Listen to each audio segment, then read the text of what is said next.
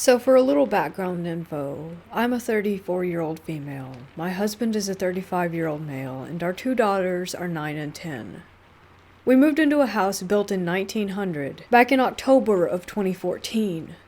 The following year, in 2015, I had quit my job to stay home with my youngest, then 4, and to be available for school runs for my then 5-year-old who had just started kindergarten. Fast forward about a month into the school year of October 2015. One day after I dropped my kindergartner off at school, I took my youngest for a walk through a very old cemetery around the corner from our house. The cemetery is closed to new graves. Many of the tombstones date back to the late 1700s into the 1800s. The autumn foliage was beautiful. I even took a few pictures. My daughter had never been in a cemetery before, and was on cloud 9. She's weird and morbid like me. She was running around inspecting the graves, asking a million questions, and as she sometimes does, she informed me about some of the history about specific graves and the people who were buried. She has a tendency to make up stories about things that she sees that have happened that turn out to be facts later on. I'm not claiming that she's psychic, but she definitely has my bloodline in her. We went home, and within a couple of days, weird things started happening. It started out small, like I would feel as if someone had brushed by me walking or something like that, but no one was there. Whenever I was in the basement doing laundry, I started feeling like someone was watching me. Then I started thinking I heard whispers or commotion coming from areas of the house where no one was at. I was also going through a bit of severe depression at the time, so at first I thought I was just going crazy. Then, one evening, I was sitting on the couch with my husband watching TV, and in the corner of the room we both saw and heard something dark and shadowy fall from the ceiling and slam on the floor. I jumped, he jumped. We both looked at each other, and he got up to check and see what it was. But once again, like all the other incidents so far, nothing was there. It was at that time that I confided in him about the brushes, whispers, and commotion. He then informed me that he had heard things too. Like, he would be upstairs in the shower and thought he heard me come home with the kids, the front door open, and then talking, only to find out that no one was home when he came downstairs. He just didn't think anything of it, so he never said anything. At this point, I realized that it wasn't in my head, and that our house was likely haunted. It is what it is. Then, a few nights later, I woke up suddenly in the middle of the night, maybe around 3 a.m. I got up because I felt wide awake. So I left my room and went out to the hallway when I suddenly noticed my youngest daughter on the first landing going down the stairs. I called out to her, "What are you doing, baby?" She looked up at me with the most frightened face I have ever seen, and she said, "I heard you calling me downstairs." Chills ran through my entire body, and I told her, "Okay, well, I'm right here. Why don't you come sleep in the bed with me?" She ran back up the stairs. The next morning after I dropped my oldest off at school, I called my mom. Well, I don't know how to put it exactly, but basically a modern-day witch and also familiar with hauntings and such. So she tells me what I need to do, and to come over and get supplies. The whole thing basically consisted of putting crystals behind all the doors in the house, spreading Himalayan salt across doorways, going outside, and also spreading the salt around each corner of the house and blessing it. And then finally, saging the entire house. I'm very familiar with saging, as I've done it before. Everything is going fine until the saging comes. I get a fire-safe ashtray, fill it up with dried sage, light it, and begin the process starting from the upstairs, working my way down. My youngest is with me during this process. I get through the whole house and down to the basement when suddenly the ashtray explodes in my hand. Literally, it exploded. It freaked me out and my daughter. I send her upstairs and I clean up the mess. Meanwhile, the entire time, I feel like someone is watching me. At that point, I immediately called my mom and told her what had happened. She then decided that she would come over and resage the house. We got to talking and trying to figure out what was going on, what caused this sudden haunting after a year of living there. We came to the conclusion that it was likely many factors. The veil is, after all, its thinnest during the month of October, Samhain, which basically means the connection to our world and the supernatural grows stronger during this time. I've always been susceptible to the supernatural since childhood. That's another story. And my depression likely brought out anything that was laying dormant. And that my youngest daughter possibly brought something back with her from our cemetery trip just before all this started happening, or awakened something when she was there. After that, everything calmed down, and basically went back to normal. On Halloween that year, just a few days after the saging and whatnot, we were with a group trick-or-treating, and my friend told me to tell everyone about what was going on. The mass consensus was that we should burn the house to the ground, but that was, of course, just a joke. We did not, and virtually nothing has happened since.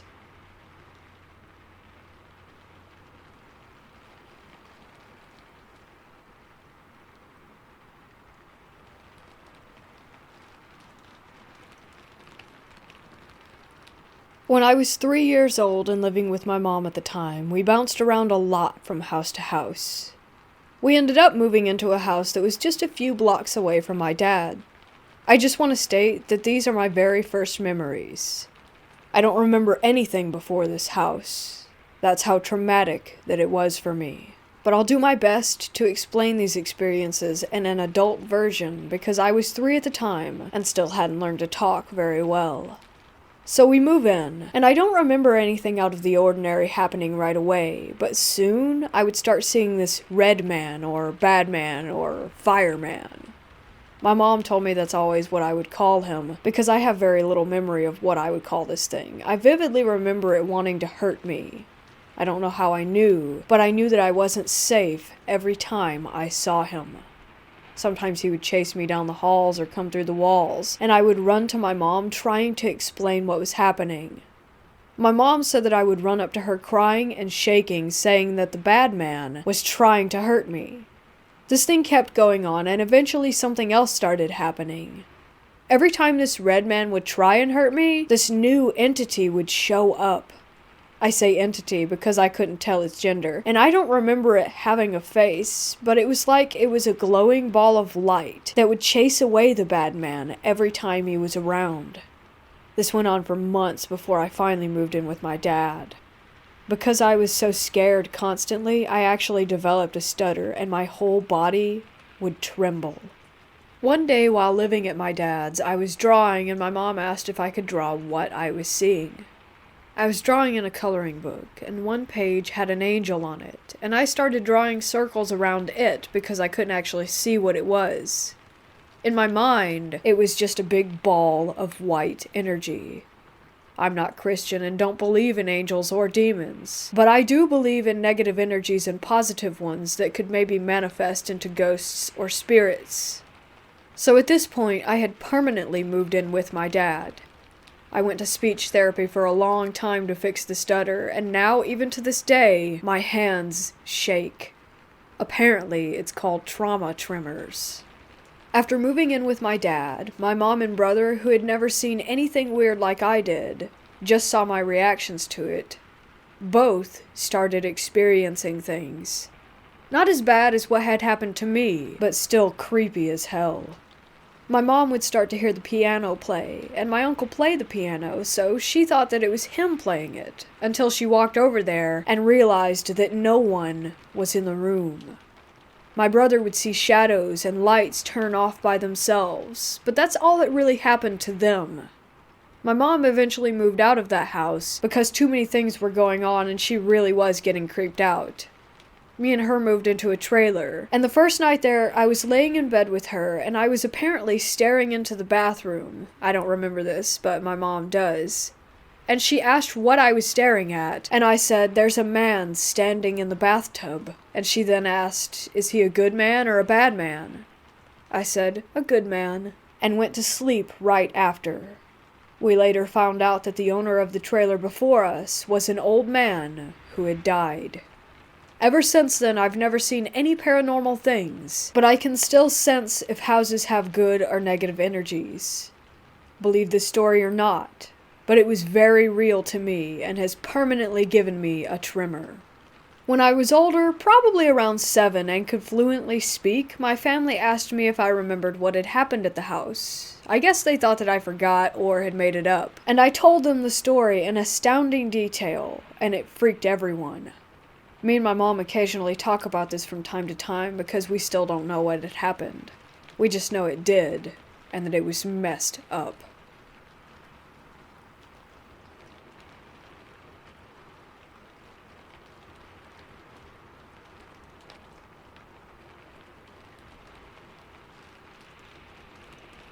I grew up in South Texas, more widely known as the Rio Grande Valley. I'm the youngest of 3 kids, and we all lived with our mom and stepdad in a great big red brick house. It was quite a culture shock moving from the piney woods of East Texas all the way to the flat, desert-like land of the RGV. There were hardly any trees, mostly just palm trees and shrubs. We saw a cactus here and there, and the wildlife consisted mostly of jackrabbits, rattlesnakes, and armadillos. When we started school, we learned quickly that the people were superstitious, to say the least. I was in the 2nd grade when we moved into that house on Jackie Street, and right from the beginning I felt uneasy. I used to be a happy-go-lucky kid with nothing to worry about. I made friends with all the neighborhood kids, and I even became best friends with a girl who lived directly behind us. She had the most superstitious family out of anyone that I had ever met. She was the oldest of 4 girls, and their mother was very overly protective, at least in my eyes. She wouldn't let them watch Harry Potter because it was associated with witchcraft. They went to church 3 times a week, and they didn't even celebrate Halloween. All that being said, the mom loved to tell ghost stories and Mexican folklore.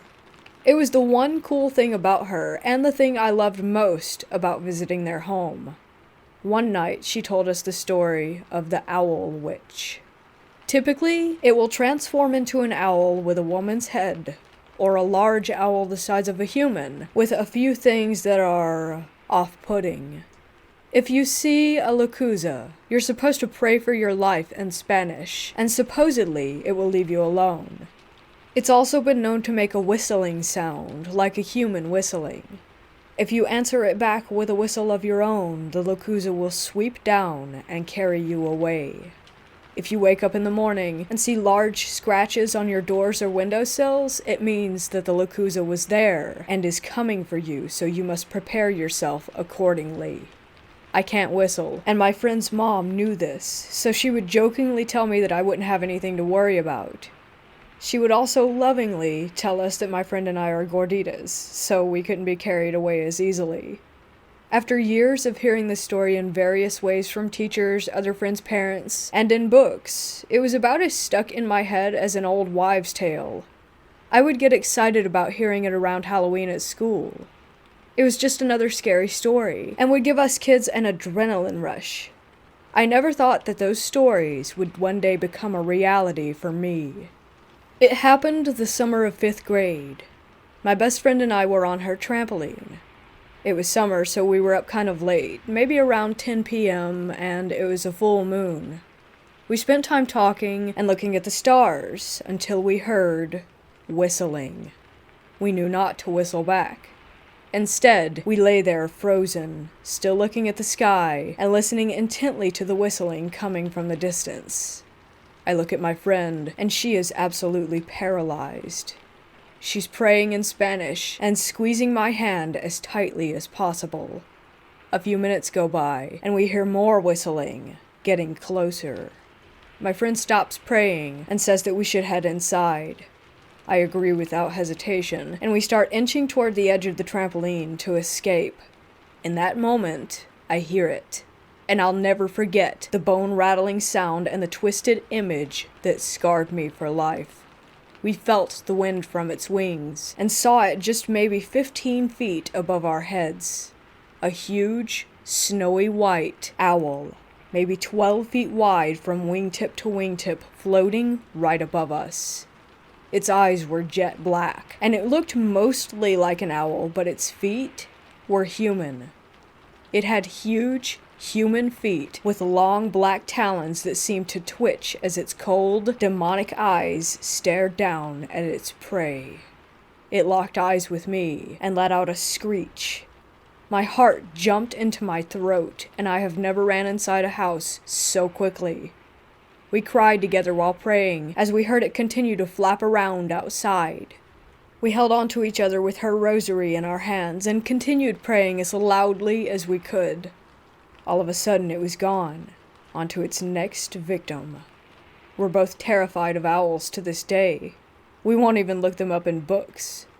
Every time I see one, I think of the face of the Yakuza. Almost human and almost owl. A strange, demonic hybrid not of this world. Believe the tales. Don't go outside alone, and never respond to strange whistling. Something might just snatch you up and carry you far, far away.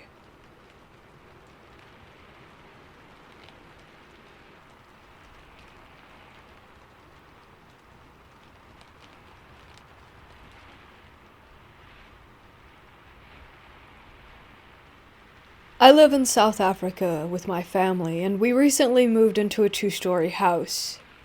My room is upstairs. Simple room, really, bed facing the sliding door. Just outside the sliding door, I have a small area where I can smoke. To my left, we have a view of our indoor pool, with an almost UV light type of effect. Now, to my problem. It's been 2 weeks in this new place, and something is following me. I know I sound crazy, but it breathes very, very hard. Last night I went to bed at around 11 p.m. after watching some memes on YouTube. I woke up with a rather foul smell. I honestly assumed I had farted in my sleep, but as soon as I stood up to open the sliding door, I felt it. I swear I am not crazy. I felt something breathing down my neck, and the smell got worse.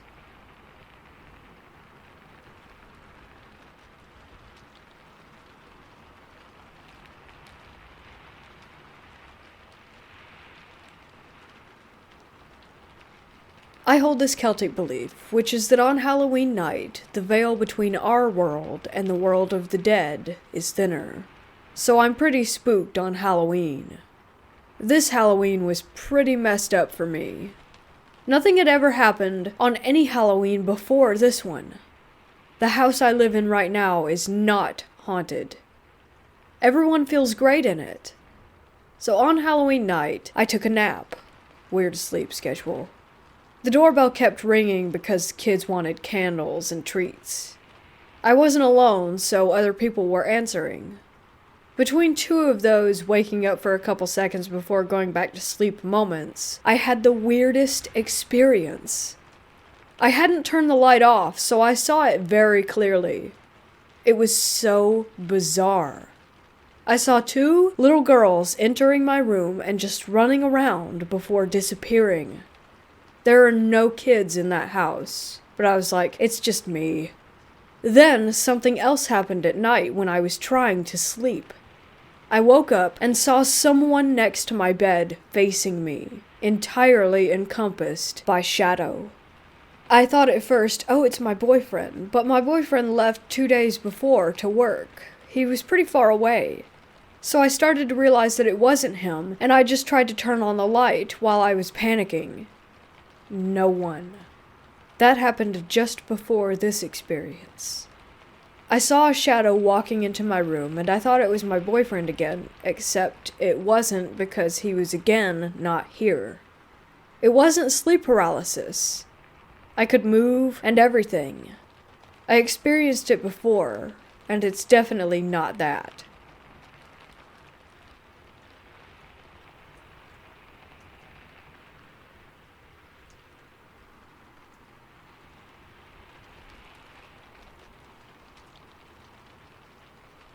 This happened when I was around 9 or 10. I was staying the night at my friend Catherine's for the first time. We met the summer before and were inseparable ever since. Kat lived in this old 2-story house surrounded by woods and dirt road. The house itself gave me an uneasy feeling when I first saw it. The shutters were falling off. The paint on the house seemed to be fading. It was an old piece of crap now that I think about it, but at the time I was nervous and excited. I remember walking in after I stared at the house for what seemed like 20 minutes. Surprisingly, the inside was a lot nicer than the outside, so I pushed that uneasy feeling down and just shrugged it off as nerves. I remember the smell of the house. I can't pinpoint it, but it was different, like walking into a musty room. I started to walk around, just to explore my surroundings, but I noticed Kat's mom watching me. I simply smiled and waved, but she just stood there staring at me wide-eyed. I've never met her before, but why was she looking at me like that? Suddenly, Kat flew around the corner and tackled me. We both fell and started to giggle. I noticed Kat's mom out of the corner of my eye start to turn around and walk off. She was gone, just like that. Fast forward a couple hours. Kat and I are laying on a beanbag in her room watching Children of the Corn, which, by the way, was one of my favorite movies at the time. I grew up watching horror movies, mostly Stephen King or any movie my mom was watching. Not her decision, mine, because I love the feeling that a good horror movie gives you. She felt the same way, and that's why we clicked so much. Back to the story. We were sitting here watching this movie, and suddenly the door opposite us slams closed. We both jumped, giggled, and brushed it off because, well, we were kids. Until the second time, when it creaked open and slammed again, not even seconds after the first time. Now I'm sitting there staring at this door trying to figure out how in the hell it's opening and closing by itself. In the midst of all that, the only other person in this house is her mom, who I figured out earlier was just a tad bit creepy. "You think it's just your mom?" I asked her, but she shook her head. "You sure?" I asked again, but she said something that gave me chills, and still gives me chills, just telling this story. "My mom isn't home, it's just me and you, silly." I just stare at her while she's staring at me, trying to wrap my head around what she had just told me. "Where is your mom?" I asked her. "She's at work." I giggled, thinking that she was just trying to trick me. "She is at work. She only works for a couple hours, so she leaves me here because she trusts me." At this point, I'm just looking at her, and she noticed this look of concern on my face. "What's wrong?" she asked. "If your mom is at work, then who was that lady looking at me earlier?" As I said this, we heard what seemed like footsteps at the time, but thinking about it now, it sounded like shuffling in one spot above us. I'm completely terrified at this point. Every hair on my neck is standing on end, and I just want to leave. I start to get up when Kat pulled me back down and asked me if I had heard the noise. I nodded. It was silent again until the footsteps were back, but louder and faster. We both gazed up at the ceiling and she grabbed my hand. "This happens every day," she whispered. I look over at her and can truly see the fear on her face. The footsteps stopped and she looked at me, her face flushed white. "Is there an attic?" I asked. She pointed up toward the ceiling. "Well, maybe it's just squirrels or birds," I kept thinking over and over. "You ever notice when you're really quiet? That's when you can hear almost everything around you. Imagine if you're sitting in a house with your best friend alone at 10 years old and you hear the giggle of a 3-year-old child. Mind you, she has no younger brothers or sisters. We were completely alone. Kat was just as scared as I was. I remember thinking that I just wanted to get out of the house. Just grab her and run out the door. At least we would feel safer and less scared outside than we would in. "Want to hear a story?" Kat asked, pulling my mind back to reality. I nodded. "Well, this house used to be a daycare. There was this lady that would watch the kids, and one day she just locked them in the attic and then hung herself from a rope in the kitchen. They all died because the kids were hungry and thirsty and no one found them for months. In this house." My heart started to pound. My eyes were wide with fear. "It's true," she said. "I've seen them, the little kids, every day. But I never saw the lady, but you have. Earlier." After she told me this, I don't remember much else aside from running out the door of her room and making it outside that house. Kat followed, begging me to stay, but I just had to leave. My stomach felt like it was in knots. I felt like I had walked into a horror movie myself, and just wished that this day had never happened. Fast forward to years later. That was the last day that I had seen or heard from Kat. I remember her always coming to play outside at my dad's during the day. I remembered what she looked like. I remembered meeting her parents and seeing them out in public. I'm now 27, and I can't seem to find any proof that she even existed. All my friends that I was friends with then, I'm still friends with now, even after all these years. But why not her? I drove by that house maybe 15 times, and still wonder if maybe she was just one of the ones that never made it out.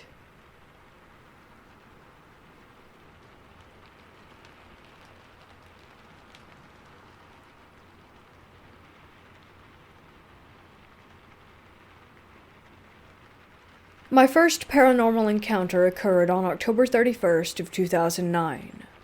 A week prior to Halloween, we had made plans. We heard rumors that the cemetery above our neighborhood was haunted. Some of the stories sounded legit, others sounded highly exaggerated, so me, my cousin Dustin, William, and Tommy decided to go find out for ourselves on the perfect day, Halloween night. Jason didn't find out until the day we were going up there. We weren't planning on having him go with us because he would always get scared so easily, but he begged and begged to let him come, so we said okay. Halloween night, we had a small campfire at my aunt's house that was in her backyard. After sitting there until 11:30 p.m., we grabbed our flashlights and homemade medkits. We walked from my aunt's backyard up through the woods on a big hill until we reached the cemetery. William and Jason argued for a minute about who was going in which direction to check out which parts of the cemetery. Jason didn't want to go with Tommy because he was worried that Tommy would scare him, as Tommy had a reputation for doing such. My two cousins and I began making our way through the cemetery, and we didn't notice anything until we got near the mausoleum at the top. We started getting chills, and then we started hearing the voice of an elderly man saying, "Get out. I want you out." As we moved forward, the voice became more aggressive. "Get the hell out of here. I want you out." I shined my flashlight around, and standing between a tree and the mausoleum was an old man. The three of us just stood there in shock. He looked to be in his 80s. He had a black suit on, glasses, and he just looked down at us with this angry glare. His mouth wasn't moving, but we kept hearing what we assumed was his voice. The three of us slowly backed up and started walking down to the lower part of the cemetery to meet back up with Jason and Tommy. What we didn't know at the time was that Jason and Tommy were on the other side of the cemetery heading to the upper part of the cemetery to find us. We got midway through, and there was an area in the middle with 3 tall spruce trees, and we saw 4 shadow figures moving back and forth between the trees and the tombstones. It wasn't like they were running, more like gliding, and they would just disappear behind the stones and the trees. By this time, we began to hear voices again. We just wanted to get out of there, but we weren't going to leave Tommy and Jason behind. As we were walking, we heard them screaming in pure fear. We immediately started running back up towards the mausoleum, calling out to them, and I started waving my flashlight as we were running. I look up ahead, and I can see them running toward us. When the 5 of us got together, Jason was crying. I asked what happened, and Tommy just kept insisting that he swore he didn't do anything. I look over at Jason and ask him. He was crying so hard he could barely speak. I gave him a quick shake, and he said something grabbed me and pushed me down. Then Tommy said, "We were looking around the mausoleum looking for you guys, and all of a sudden Jason's on the ground kicking and screaming." He proceeded to say that he saw an old man standing at the tree line about 20 feet away, telling them to get out. Jason stood there shaking and crying. I rolled up his sleeve, and we shined our lights and saw a red handprint on his forearm. Dustin said, "Okay, that's it. We're done. Let's get out of here." We started walking down, and we saw the old man standing in the middle of the gravel path, only this time he looked worn down. We immediately ran the other way, and there he stood again, right in front of us, and this time he looked even worse.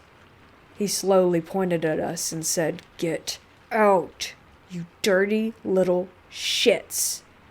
I screamed at him that we were leaving, and we hauled ass out of the cemetery, down through the woods, back into my aunt's backyard. We sat on her porch, trying to process what had just happened. It was almost 1 a.m., so we decided to head in for the night. William and I went into my house, and my dad was sitting on the living room couch. He asked where we had been. We told him that we were up in the cemetery, and that it was indeed haunted, and we informed him of everything that we had seen. He, of course, didn't believe us. He told us that we just needed to go and get some rest. We stayed up until 3 a.m. and began even questioning our sanity. I had suspicions that there's more to this world than just us, but William was a complete skeptic. He didn't believe in anything paranormal until that night. About a month before I wrote this on here, my dad and I were hanging out, and he brought up that Halloween night, and as we were talking about it, his demeanor changed. He asked, "When you said that the cemetery was haunted and I said that it wasn't, I lied. It is haunted. I know about the old man up there, because both your mother and I saw him when we were kids." I asked if he knew anything else about him, who he was, or why he was there, but he didn't.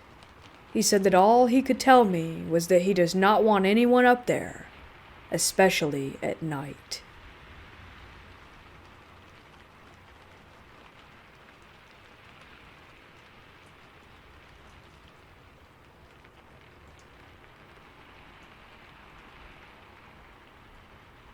Since childhood, I've had my fair share of paranormal experiences, especially while sleeping. I've had one particular entity visit me in my dream for 1 year when I was in a different house. Never seen that entity again once I moved, even though I lived in the same area. Just a lot of weird stuff like this. But last night, I had the weirdest experience of my life. I was sleeping in bed with my wife, and I dreamt that my wife kissed me and went under the blanket. I woke up and sat on the bed with my lower body covered with a blanket. I checked on my wife, but she wasn't in the bed. That was so strange. So if my wife was not in the bed, then who kissed me? While I'm thinking about this, realizing that my wife was outside in the living room, something started moving under the covers. It was like a snake or a tentacle that started wrapping around my legs. I kid you not, I was freaked out, and at the same time I was very calm because everything was smooth and non-aggressive. It felt like something were cuddling my legs. I slapped myself to make sure that I was awake, and I was, white as day. Holy smokes, I thought, this thing is moving and cuddling in the sheets, and it was bloody real. As the thing moved from my thighs to my shins, I literally saw the blankets move with it. Then I freaked out a little more, but not enough to stop it. I couldn't help myself, I was still curious. I kept sitting on my bed while the thing moved to my shin. I felt it wrap around both my legs and just stay in that position, like a ghost hug. I moved my foot up and down, just to check to see if this was anything like sleep paralysis, but it wasn't. My foot was fine. Everything was moving. I was moving. That thing was moving. And I was wide awake. But now it was getting really freaky, and I had to get out of it. I slowly pulled the blanket off, and whatever that was, I couldn't see. It slowly unwrapped and went away. I got up and went to my wife, told her the story, and we came back to bed.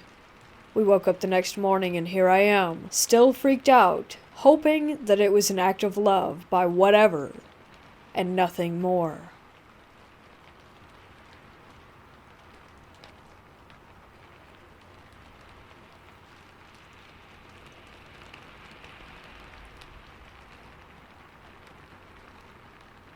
My ex-fiancé and his stepmom claimed that his house was haunted. Once or twice a week when I would come over, they would be burning sage next to the door. I never thought anything of it. Connor and I would be cuddling on the couch late at night, 10 or 12 p.m., and we would hear footsteps, but we always just assumed it was his sisters waking up to use the restroom. Anyways, it was Halloween, and I decided to do a spirit box session with Connor's high-power microphone. I'd record for a couple minutes, then listen back to the recording. I did this for a half hour and got nothing. Then I began to taunt whatever it was in the house. I was claiming BS, but nothing was there. I decided to leave the microphone running for longer than normal, roughly 15 minutes instead of 5. I can't remember what I heard in the playback audio, but it was more than just Connor and my voices. I rewound it again to see if we could decipher what the voices were saying. I remember something that felt like a rush of cold as ice wind coming over me, and I couldn't talk. My left arm clenched up, as it does when I'm extremely cold. I tried to explain what was going on, but I couldn't get the words out of my mouth. Connor thought I was just messing with him and told me to stop acting and relax. He tried to force my arm to unclench, but I was able to fight his strength, which had never happened before. I started to panic, and the rest of my body curled into a tensed fetal position. He tried to get me to uncurl, but it still didn't work. I couldn't mutter anything except for Hosanna. This phrase, Hosanna, was the only word I could speak for a solid 5 minutes while this was taking place. I was honestly terrified of what was happening. What scared me was that I could not understand it. I kept saying it quietly, but getting louder the more that I said it. Connor kept asking me what it meant, and I couldn't even bring my tongue to say that, until the room became warm again. Then I was finally able to untense my muscles and sit up, and he asked me again what Hosanna meant. In Hebrew it means, God save us, God help us, God deliver us. I was so afraid that I went home and slept with my room light on for the rest of the night. I spoke with him about the incident the following morning, and he told me that he had warned me not to mess with the spirits in the house. He did no such thing, ever. He even gave me the microphone so that I could do EVP sessions on Halloween. This is a warning. Please, please, never taunt spirits. It doesn't matter if you think they are friendly or not. They will mess you up.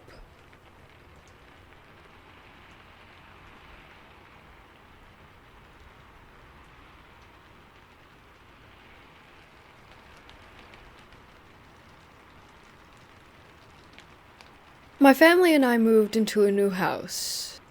It used to have an attic, but it's been sealed off. After a couple of months into living in this house, sometimes I'm just watching TV and I hear scratching from the roof. I just play it off as a bird, as they're common where I live. After 3 weeks, the scratching has gotten worse and more frequent. It's like it's trying to scratch its way out of the roof. By the way, the attic entrance thing is above the outside of my sister's room. One day my sister tells my dad that the seal is open. My dad gets confused because it was supposed to be sealed off completely. My dad goes to close it and realizes that it's really hard to open and close, so whatever opened it was strong. That's when I start to get skeptical. The same night I go to get some snacks from the fridge, I open it to find out that they are all gone. I thought my siblings must have eaten them. In the morning, my parents are going on about a missing cake. The cake was supposed to be for my niece's birthday.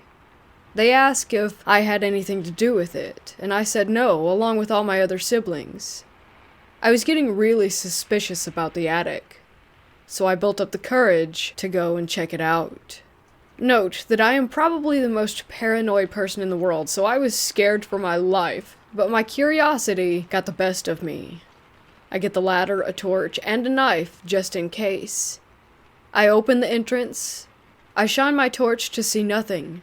But as I search more, I see the cake, empty snack packets, dirty clothes, and a short, dark silhouette. It just freezes in place.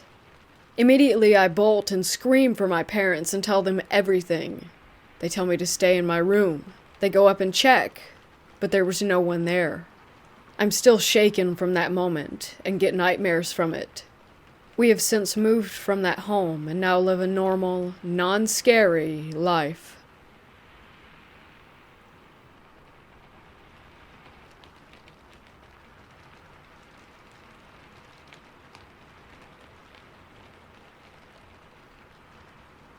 This story happened in October of 2004, back when I was still a third-year high school student. My friends and I stuck around the school late at night after our annual Halloween party. We had agreed to try out my friend's Ouija board. It wasn't the brightest idea, but we needed a thrill. We found a nice spot under a huge Nara tree and proceeded with our half-assed ritual. There were about 5 of us, 2 boys and 3 girls. We were all expecting some kind of paranormal contact. Rumors had it that our school was haunted, but we'd never really experienced anything firsthand, and it was Halloween when all the spirits came out to play. We all wanted to get spooked. Also, we've never seen a Ouija board firsthand before, so we were really stoked. Our school was an old Spanish colonial house built in the 1800s when the Spaniards still occupied the Philippines. We were in a section of the school that doesn't get used often. Located beside a creepy old Jesuit house, people only go there when they needed to use the restroom, store equipment on one of the sheds, or make out with their boyfriend/girlfriend. We sat down in the middle of an open space, with only an exposed, bare bulb nearby illuminating our surroundings. We were all having a laugh, scaring each other with what-if scenarios.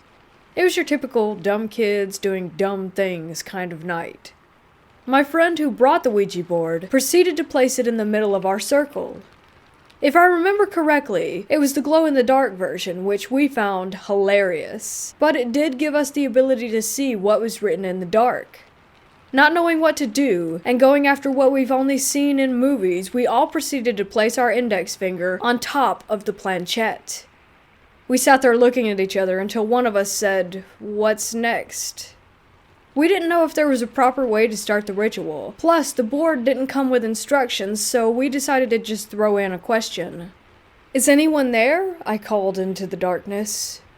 "If there are any spirits living here, please speak to us," one of the girls joined in. We clearly had no idea what we were doing, and still, nothing happened. Not even the slightest bit of wind. One of my friends jerked the planchette, and the girl who brought the Ouija board screamed, breaking the silence. We all laughed at how ridiculous that it was. After a bit more joking around, we decided to give it another go. We all placed our index fingers on the planchette once more and asked, "If there's anyone there, we would like to make contact." "Don't break the circle," one of my friends jokingly said. "Shut up," I whispered. We were just about to get ready to give up when the wind started to pick up. The stillness broke, and the darkness around us seemed to move. Just a coincidence, we thought. "Okay, don't break the circle," I said. "Is anyone there?" I was excited. It was like a scene from a film with dirt and dead leaves swirling all around us.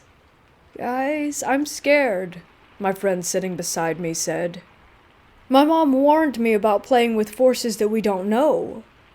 "Did you die here?" I asked. "Were you killed during the war? Are you the headless priest that roams these halls? Do you know Jose Ritzel, our national hero? Are you a hottie?" My friend giggled. At this point, we were all throwing out random, stupid questions, and there was still nothing. "This is bull. I don't want to do this anymore," my friend said, exasperated. We were all thinking the same thing. Just then, a group of dogs from the neighboring house started barking at us through the chain-link fence. These 6 dogs were growling and showing teeth.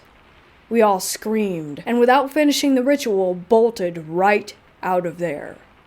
We didn't see each other until after Halloween break, and this is where the story gets really creepy. One of the girls told us about a weird experience she had the night after playing with the Ouija board. She had gotten home late after hanging out with her friends from the neighborhood when she realized she forgot the keys to her house.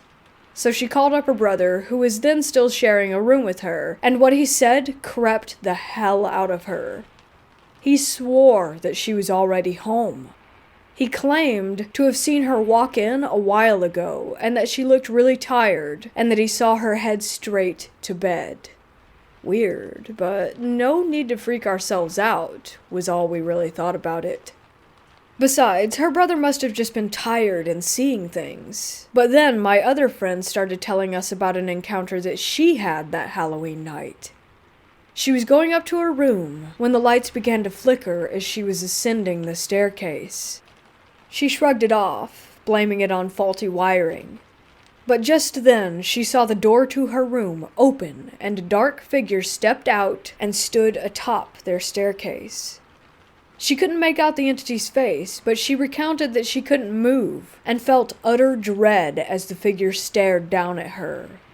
"No way," my best friend, who just joined in the conversation, said in disbelief.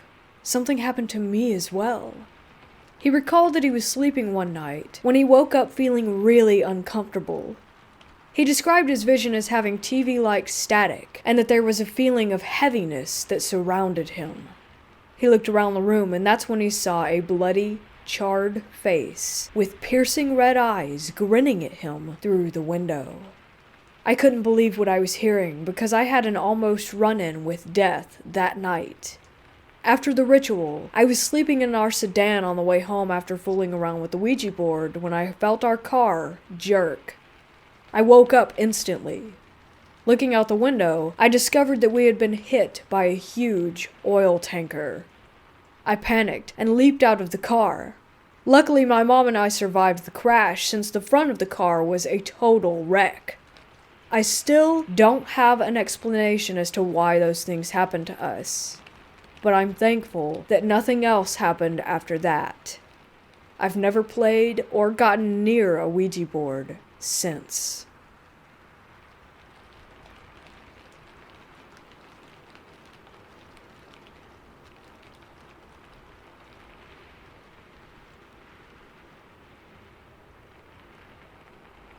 I was living with my parents in Mexico City.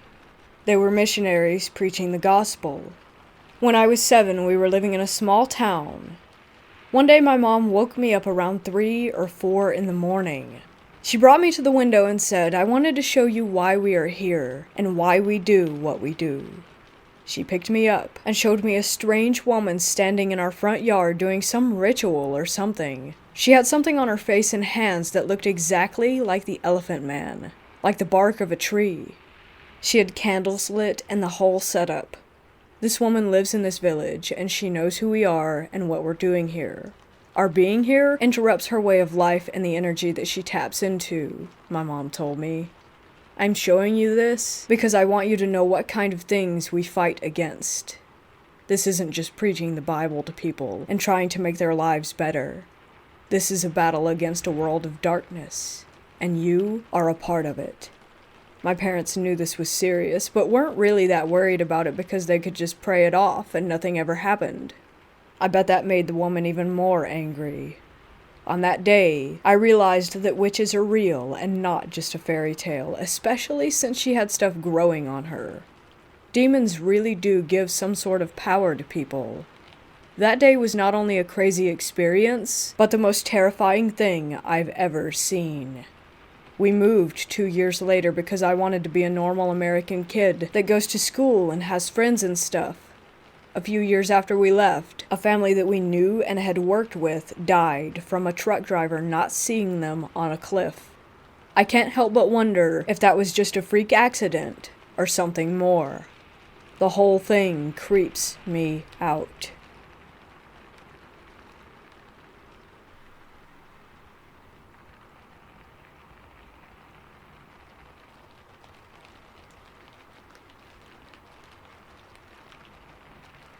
You have no reason to believe me, and you probably won't. I don't care. I just need to speak my truth, as it weighs on me sometimes. Since it happened in July, I told myself that I would take it to my grave out of fear. Fear of my significant other, family, and friends thinking that I'm crazy and ostracizing me. I have no history of mental illness, and I don't take meds, but I also just don't want to scare them. In July, around 10 to 12 a.m., I went to the kitchen with a blanket over me to grab a fork and a drink. I was carrying the drink in my right hand and the fork in my left as I struggled to keep the blanket wrapped around me. As I was heading back to the living room, I realized that the downstairs light and the ceiling light were on. I turned off the downstairs light with my left hand and looked to confirm that it was off. The ceiling lights were closer, so I continued on to turn the ceiling lights off behind me while looking down the stairs. The ceiling light flickered and burnt out, and I froze. A blue light appeared at the bottom of the stairs, and I cried, but it wasn't out of fear. I was already in a good mood, and it felt comforting. I stared, and tears continued to pour down my cheeks. In awe, I walked left past the corner and stood there and continued to cry. For 3 minutes I stood there like that, questioning what I had seen. It appeared instantly after the lights burnt out. Could it have always been there? Who knows? I doubted my sanity, and by the time I went back to look down the stairs, it was gone. As much as I try to forget, the emotional attachment to what happened always helps me remember. I had to make a decision that night. Carry on with my life, or keep asking questions that I didn't have the answers to and let it consume me and destroy me. I accepted that I may never know what it was, just that it is my truth, and I don't want to be afraid to share it.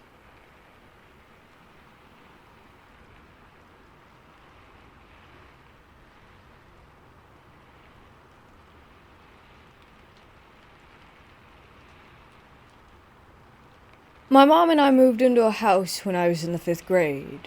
For the record, I'm 25 now. And there was a room in the attic that looked like it was actually built to be part of the house and not some makeshift DIY room. The attic was also not your typical attic with a pull-down door, but a walk-through door.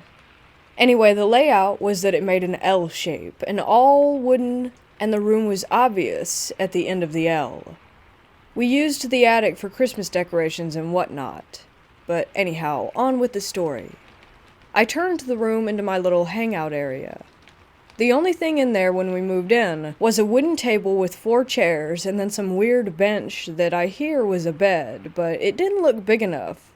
So me and my friends would always go in there to hang out, play games and whatnot. Well, one day I accidentally broke the table and was worried that my mom was going to be mad at me.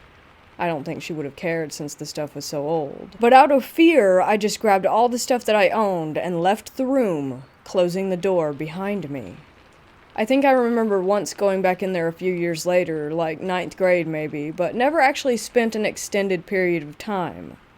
I would always stack the Christmas decorations in front of the wall and door to it.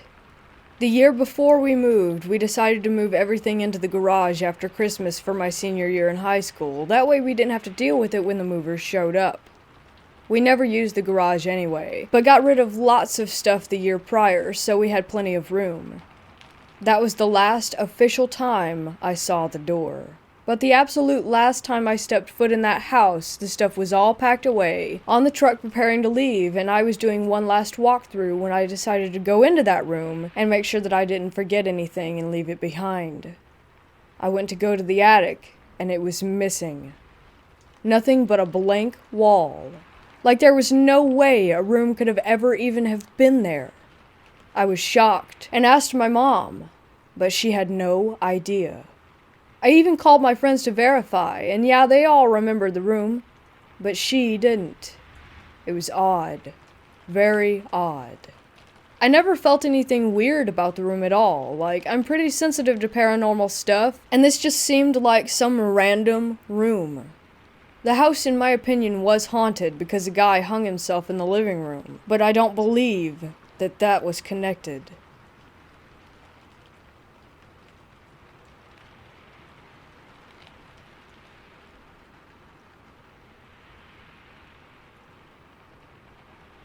I have an attic in my house, and ever since I was young, I hated going up there.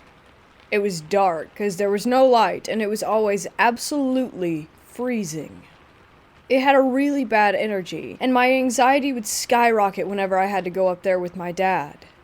It felt like someone had set a timer, and time was running out, if that makes sense.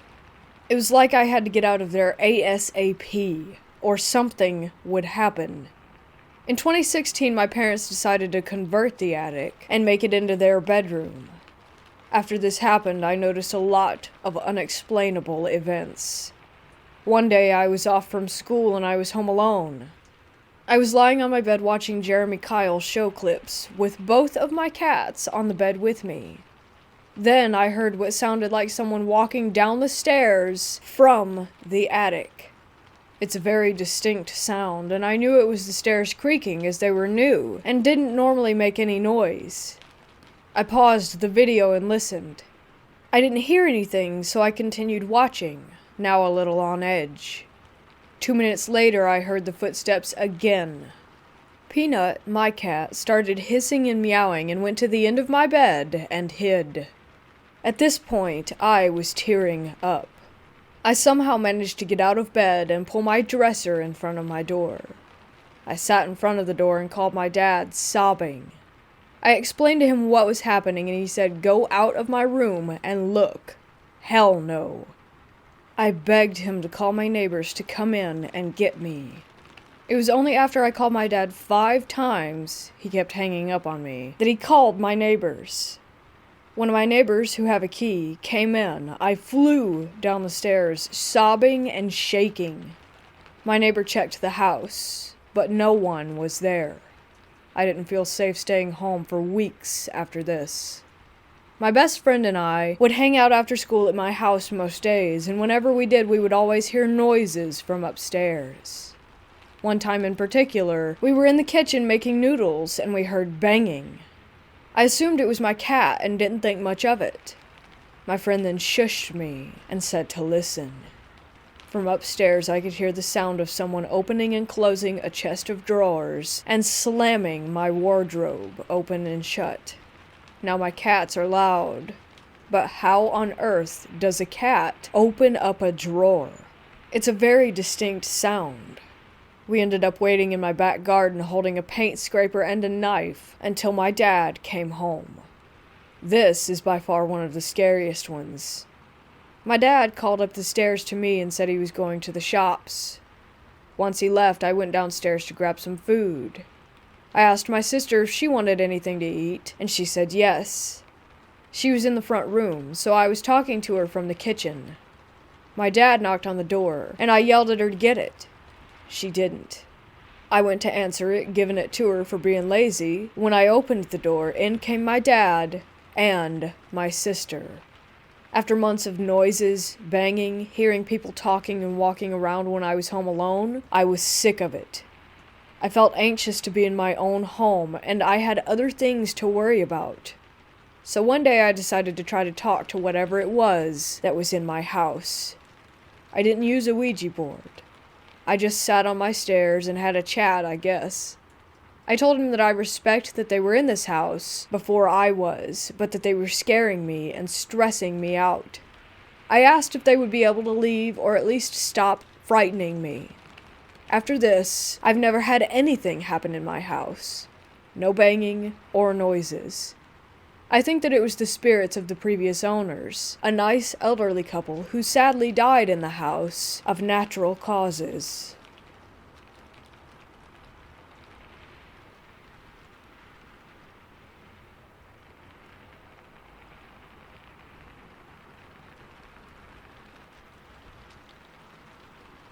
When I was a child, my family often spent the weekends or the holidays at my grandmother's house. As a typical traditional Malay house, the house was made out of wood and was quite huge. Not a surprise, since my father does have a lot of siblings, 9 of them. It wasn't just my immediate family. Most weekends or holidays, even my uncles and aunt would be there too, along with their family. Sometimes there would be around 50 to 70 of us inside that house. It was truly one of my fondest memories, where the entire huge family would sit together to have dinner or celebrate birthdays or whatever. One day, my grandmother fell sick. The doctor simply told us that her health was deteriorating since she was quite old at the time, but that she required no hospitalization. My dad and his siblings all made up their mind that my grandmother should stay with them. Every month, she would stay with a different one of her children at their house. I remember she stayed the most at my house, since it was the biggest at that time. I was happy, since she was a great storyteller and a great cook. In the meantime, my father and uncles hired a nearby neighbor to take care of and clean my grandmother's house every once in a while. Unfortunately, her health continued to decline. She told my father that she wanted to stay in her old home. At first, we didn't like the idea with her being alone in that house, especially with her declining health. After much discussion, my eldest uncle decided to build a house directly in front of my grandmother's house for him to stay in. In the meantime, they would rent a nearby house so that he or my cousins could visit her every day. My father and his siblings also agreed to hire a nanny for my grandmother so that she would never be alone. Fortunately, despite no one having been staying in the house for about 2 years, it was relatively clean. It had been almost a week since my grandmother returned to her own home. The weekend was coming, and my father decided to bring back the tradition of staying at my grandmother's. That Friday night, around 2 of us were there, and that night strange things began to happen. The first to notice that something was off were my cousins. They were all the daughters of Dad's youngest sibling. They were always cheerful, but at that time I remember their faces almost always looking terrified. I chalked it up to them just being kids, which was ironic since I was only around 10 myself at that time. Then, as I walked past their bedroom, I heard through the thin wall that the girls complained to their parents that they had noticed a few shadowy figures, which had been all over the house. My uncle tried to convince them that it was just their imagination. I decided not to care much. I was too tired and sleepy. That night, while I was sleeping, I remember waking up and staring above and seeing something terrifying. Just so you know, a traditional Malay house rarely has a ceiling. The house beam was exposed, and you can see the inside layer of the roof. During my sudden awakening, I saw something like a shadow sitting on the house beam. I had to rub my eyes to see, and after a while I began to make out what it was. It was some sort of creature or something. Am I still dreaming? I thought to myself. I was utterly terrified. I could see the creature, but it was like my brain failed to see exactly how it looked. Sometimes it would look like a lion, then a crocodile, then a huge bird or some other kind of animal. And then it looked at me. All I could remember was its huge red eyes and a wide grin filled with fangs. I tried to scream, but my voice stuck at my throat, and my body felt stiff as if I were paralyzed. All I could do was slowly pull up the blanket and hide my body underneath it, and force myself to go back to sleep, hoping that it was a nightmare. The next day, as I sat alone at the stairs, trying to get rid of the memories of what happened, from the corner of my eyes I could sense that someone or something had been peeking out from the toilet area looking at the living room. It appeared to be a child, or was the size of a child, with pale, gray skin. Another time I was sitting in a chair in the living room. At first I thought it was just my imagination, but it happened throughout the day and the night. That same child. Then I heard my aunts talking with each other. It turns out that I wasn't the only one who had noticed it. The entire family had seen it too. Or rather, we could only see it through the corner of our eyes. When we all turned to look at it directly, it disappeared. Some decided to check it out themselves, and yet nothing would ever be there. My uncle quietly told us that when a house was abandoned, there will always be something that will live there. That house had been abandoned for 2 years before, so obviously something had moved in, and we were all simply intruders. He told us that if we didn't bother them, they wouldn't bother us. That night we all prayed together, as well as recited some holy prayers. Yet I could still see the little stalker, and I could begin to notice a few shadows around the house that did not belong to the furniture or to the other people living there. Worse for me was at night. I woke up again, and this time the thing was already grinning at me with what I assumed a hand or finger poking at my cheek. It didn't feel solid at all. It felt more like a cloud of smoke. Again, I tried to scream, but my body felt stiff. Like before, I could only slowly pull my blanket to cover my head and force myself back to sleep. I never dare to sleep at that house ever again. Anytime we ever went back to my grandmother's house, during either weekends or holidays, I simply stayed at my uncle's house that was right in front of it. Yet every time I entered there, I could still sense the small figure poking its head out from the bathroom wall and the shadows that would be moving around. My grandmother passed away around 8 years ago, and since then we never have had reason to stay at that house. Now, the house was downsized while I was at university, yet it still has the original layout of the lower area. They only actually got rid of the upper area. I asked my father why not simply demolish the entire building. He then told me that even getting rid of the upper area was difficult. Workers were pushed by nothing, and electronics and engines would always malfunction. In the end, they decided not to touch the bottom area and just continue to use it as storage.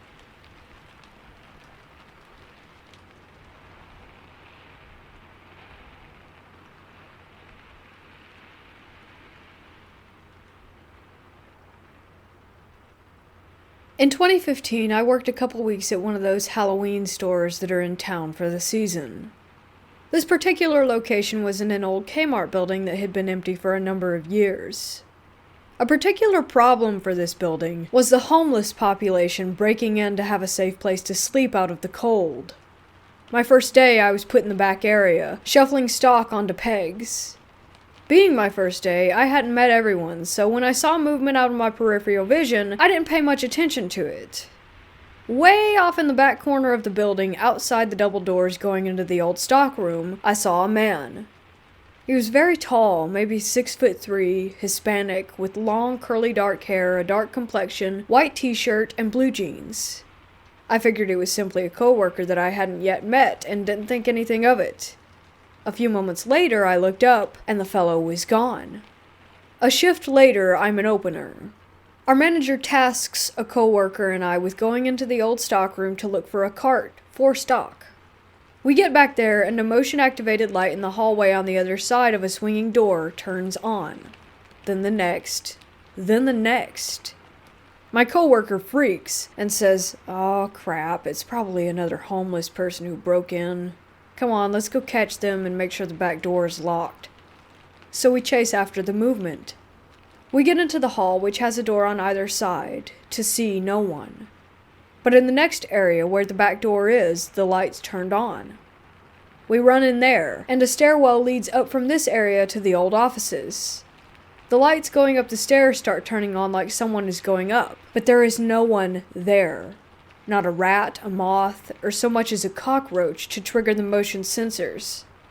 We double-check the back door, and it is securely chained and locked. My coworker turns white as a sheet and says, "That's it. I am done. We're the hell out of here." A shift or two later, I ended up in the back area again, shuffling stock around. From my peripheral vision, I see the same man again, but this time he's maybe 15 feet away. I pay attention this time, and could make out the detail pretty well.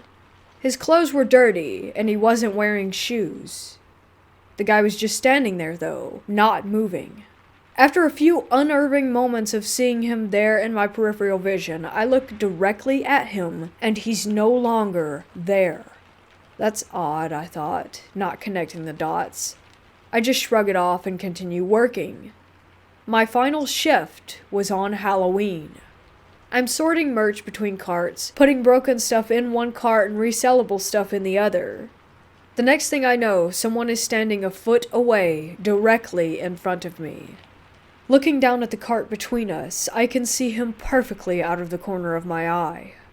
I could see the grime on his clothes. I could see his breathing. I knew in that moment if I looked up, he wouldn't be there. I suddenly got irrationally angry, a type of anger I've never felt. I said to him without even thinking, "I know what you are. I know what you're trying to do. I'm not afraid of you. You are not welcome here. By the power of the priesthood, I command you to leave. Now." He growls one guttural growl, and then is gone. No fading out, no puff of wind and smoke. Just gone. At my current job, a year or two later, one of my coworkers and good friends is a devout Catholic. I told him about the ghost of the homeless guy in the Kmart building, and he just stands there and stares at me. Do you have any idea what you did and how dangerous it was? You exorcised it. You're not a priest. You should have never been able to do that. You're damn lucky it was just a ghost and not a demon. I never even considered that, nor did I consider my words before I spoke them to the ghost. It was spontaneous, like muscle memory, or like I was being guided. My friend still says I was lucky, and not to do some stupid crap like that again.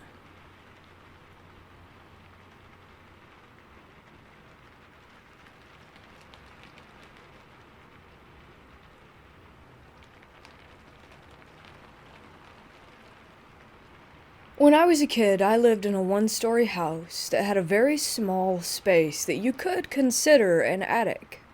We didn't keep anything up there because it was such a small space.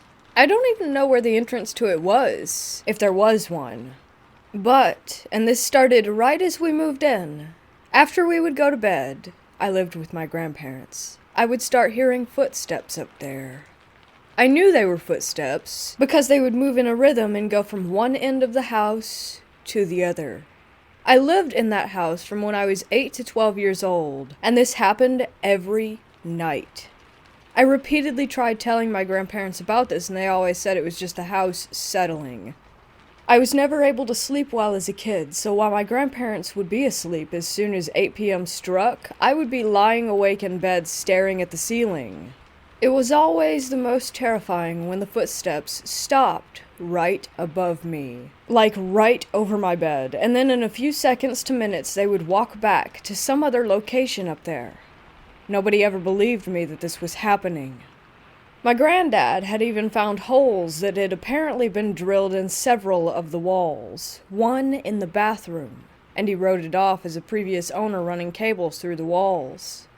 Lived in that house for 4 years, and was convinced that someone was living in the ceiling above us and would become active when they thought that we had gone to sleep. I'll never forget that. It always happened at the same time of night, right after we went to bed. This was back in the late 90s to the early 2000s, so I don't know if there could have been cameras or something that they could have been watching us on, but they definitely knew when we went to bed. I'm still to this day convinced that someone was up there. Paranormal? I don't know. It's worth mentioning that one of the previous owner's kids did die in the house. They had a wolf-dog hybrid as a pet that mauled him in the living room.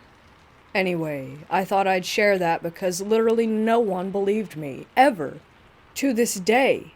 But I know that footsteps are different from houses settling. This would go on into the wee hours of the morning, and I would usually finally pass out when the footsteps had gone off to a different part of the house.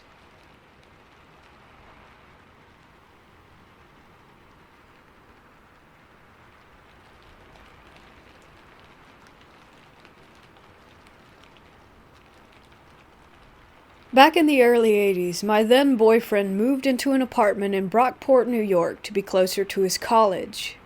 It was a nice 2-bedroom. The building was about 5 years old. It overlooked the parking lot of some plazas, with a burger monarch that he worked part-time at. Every night, from the time we moved in until I moved out, I had one of 3 creepy dreams.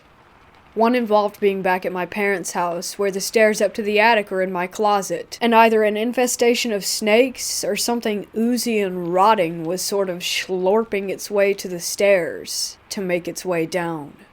The second dream was of being lost and unable to find the apartment building. The big kicker dream involved it being moving day, and as I walked around trying to decide where to hang the spice shelf, I noticed black and red writing and smears on the walls.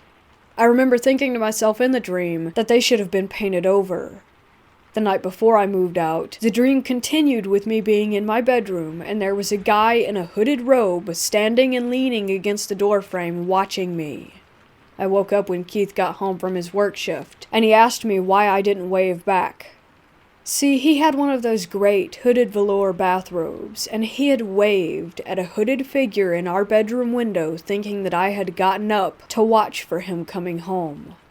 I wasn't standing there, and wasn't even awake. When we were moving out, him back to the dorm and me to a different branch of my company, we found a little medallion with some of the glyphs that I had seen on the wall in my dreams.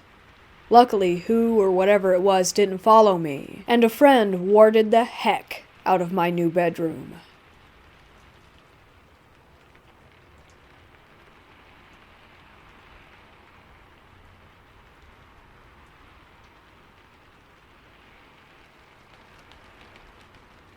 My first visit to this hospital was in 2018.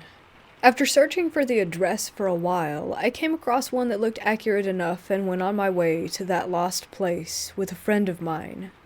We arrived, astonished by the size of the complex. I didn't do a lot of research before that. I just knew that it used to be a hospital and was built during World War II, and by the address, it seemed legit. On our way down from the parking lot to the lost place, our excitement was growing. But so was our anxiety for reasons that we just couldn't ascertain. We make our way onto the complex at the part where the main entrance was before, and the air felt really dense.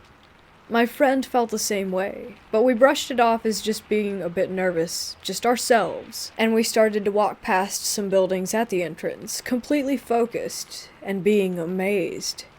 At some point, my pulse must have slowed down due to me being focused on trying to take in everything I was seeing, because I noticed that it increased in speed when we reached the buildings where I suspected that the patients would have been.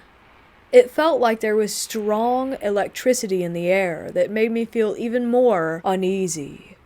That's when we heard a door slam behind us at one of the buildings. We, of course, completely froze.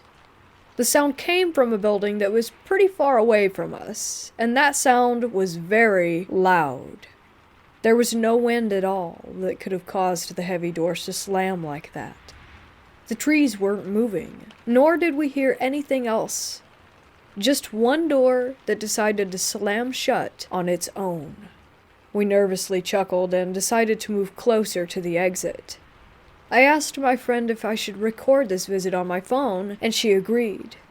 We both turned on airplane mode and went on our way.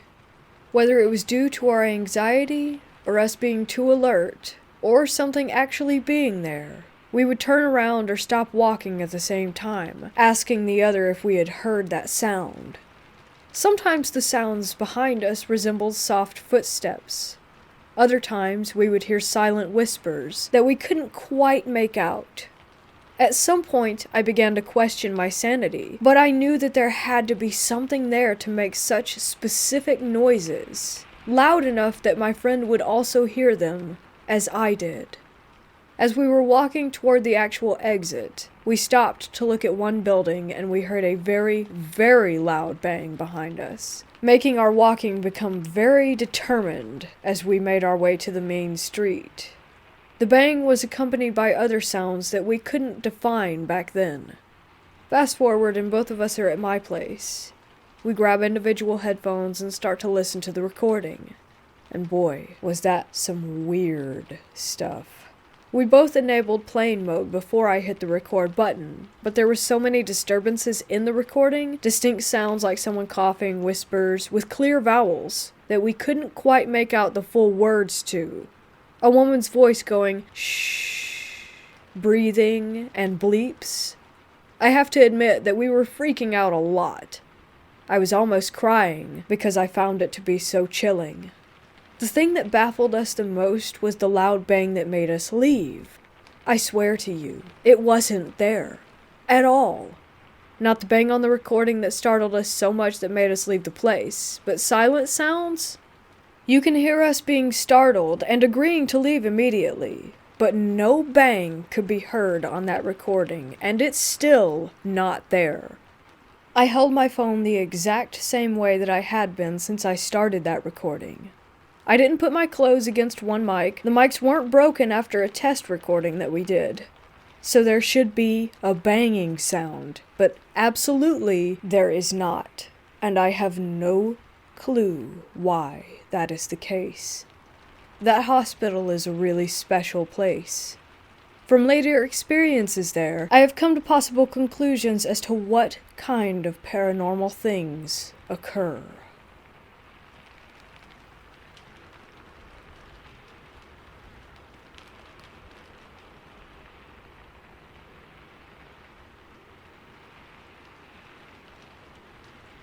I live in Eastern Europe. Well, more specifically in Romania. You may have heard stories about those gypsies and witches that live in my country. Most of them are just pretending to be something that they're not. This is the story of a real witch. My grandmother used to live in the same village with a witch. I don't know if the witch was a gypsy or Romanian, but it doesn't really matter. She lived for so many years that no one actually knew her age. This woman claimed to be a witch, and she also claimed that she had this demon who served her. She used to talk about the way that she sold her soul one night in the forest while performing a ritual. In return, she gained powers and the help of a demon. She said that she couldn't die until she convinced someone to take full charge and responsibility of her duty as a witch and sell his or her soul to the darkness as well. She had, I believe, 3 daughters, but people said that their mother's behavior scared them away. They moved to Bucharest and never returned to the village. Now, you'll say that she was most likely a crazy old woman, but no. A lot of people heard strange noises coming from her attic, and she agreed that the sounds were made by her slave or demon. People, even though they were afraid, asked her to solve their problems and gave her money for it. No one ever complained about her work. No one. Everything was put in place, no matter how difficult the task was. Also, people witnessed a lot of hard work getting done overnight in her yard and garden. Stuff that she wasn't able to do alone. Unfortunately, I don't know if she's still alive. I have one more story about a witch. My grandmother met a woman on her way to work. This woman asked my grandmother about the witch. She wanted to know where the witch lived. My grandma gave indications, and then asked her why she was going. She said that a thief broke into her house and stole all of her savings. She wanted her money back. The next day, my grandma met the woman again. She carried a bag. My grandmother asked her what happened. She said she went to the witch and received the promise that she was able to find the money on the table when she returned home. The witch asked in advance for half of that money. The woman agreed. It was better than nothing. Things happened exactly as the witch had said, and she carried the promised money in the bag on the way to the witch's house. One more story is that a woman fell in love with a married man. She went to the witch and told her that she wanted that man. The witch asked her if she wanted the man no matter what the consequences were, and she said yes. In less than a month, his wife fell ill and died. He remarried. He got married to the woman who had indirectly killed his wife. That's why she was seen as a powerful witch. As a real witch. She had some supernatural powers.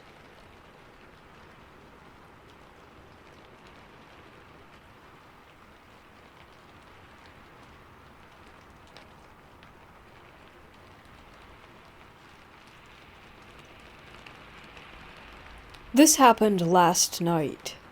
I am currently car camping. I woke up last night for a whiz, and while I was doing my thing, I could see a floating, irregularly shaped light off to my left, about 2 meters, 6 feet, away. I didn't feel scared, more of a what is that kind of feeling. I'm trying to think of the best way to describe this, so please bear with me. Its appearance was kind of like a parallelogram, except the short edges were jagged and ripped into 2 long appendages. It was kind of a milky white in color, with no light emanating from it. It floated in a straight line and came to a tree where it did 3 little hops and then disappeared around the tree. I finished my business, but didn't have my phone. I did have a flashlight, so thinking it was someone in the trees, I shone the beam through the trees, but nothing reflected back. I turn around to go back and get in the car, and the light thing is dancing around the back of my car, right beside me. I was able to walk up to it and try to touch it. I say try because my hand just touched the car. But the even weirder thing was that when I touched it, my hand created a shadow over the top of it. It was like it had no feeling at all, like just going through air. After it floated around the car, it disappeared around the side, and I lost sight of it altogether. I climbed back in the car for sleep, but was incredibly baffled, and prepped my phone just in case that thing floated through the window.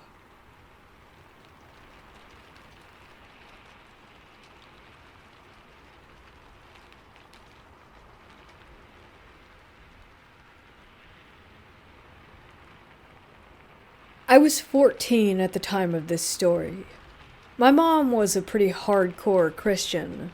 She went to this church for a long while, and every year they had this drama called Hell Night. It was during the week of Halloween, Halloween being the last night to do it. Basically, it was a drama where a certain made-up character would die and be judged by God and show what their life was like, and on and on. Anywho, my mother played a demon in this, and said she had a certain outfit that she had to wear with white contacts and the whole getup. One day after getting home from school, the house was empty. Or so I thought.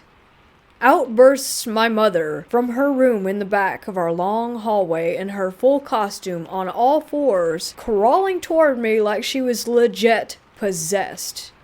I almost shit myself. So Halloween night comes, and I decide to stay home from this night of the drama. It usually lasts until 1 a.m. or longer, and I still had school to worry about. So I'm hanging out at home, ignoring the knocks on the door because I had no candy. Well, I'm sitting on the couch watching TV, and I hear my mother's room door swing wide open. I get off the couch and peek down the hallway, and there she is, on all fours, looking dead at me. But I couldn't see her face because the wig was covering it.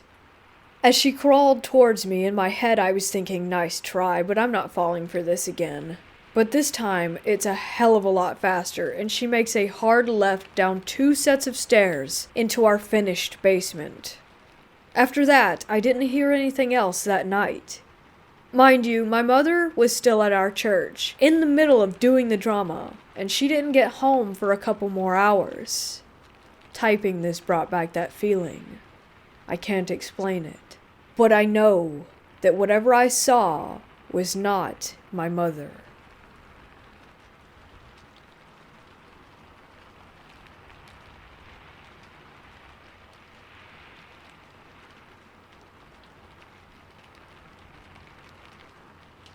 "10 years ago, when I was 14, myself, my cousin, and a friend all had what I can only describe as a demonic experience on Halloween.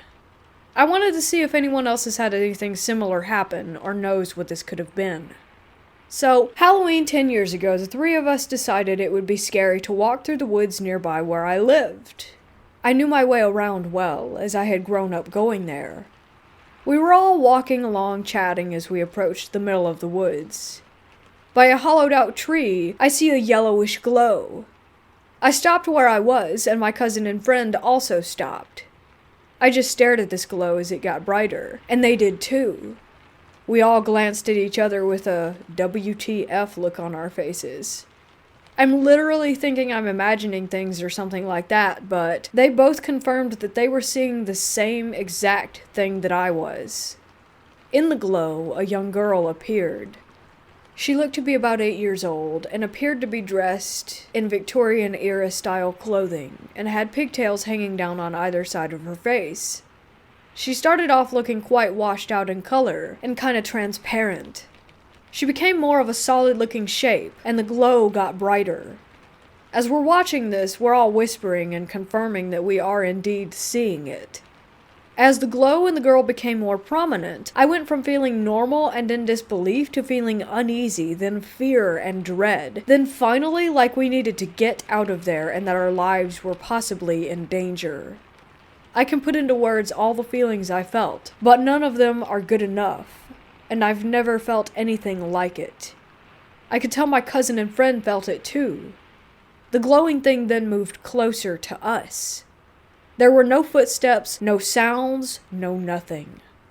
It then looked and felt as if it were dashing at us, and it was literally so close in front of us I shouted, "Run!" We all grabbed hands and sprinted past it toward the main road where there was lots of light. We stopped briefly as we turned, and couldn't see anything, and then suddenly it was there again. It was fast, and we could all see this glowing person-like shape rushing toward us. Again, we ran as fast as we could until we could see the main road. I glanced behind, and it wasn't far away at all. I grabbed my cousin and friends again, and started pulling them down the steep hill as the main road was at the bottom of it. We stumbled and half fell down this hill, but all managed to keep getting to our feet. I'm sure this was down to pure terror and adrenaline. We got onto the path by the main road and looked up at the woods, and the glow was there, clear as day, at the top of it. It wasn't coming toward us at all anymore. We caught our breath and were ranting about it to each other, all confirming again that we had actually seen and felt what we did. The glow was still at the top of the hill. It was as if there was an invisible boundary that it couldn't cross. We turned away from the woods, and when we looked back, it had moved behind a tree. It was almost as if it stood there watching us, trying to hide. We stood at the bottom of the hill, by the main road, looking at it for about 30 minutes, maybe longer. Eventually it was gone, and I saw a slight glow in the distance of the woods, followed by nothing. We returned about a week later because we all knew what we had seen, but we wanted to check to make sure that there was no possible light that could be shining there. It was literally pitch black. No light was visible, and we retracted our exact steps.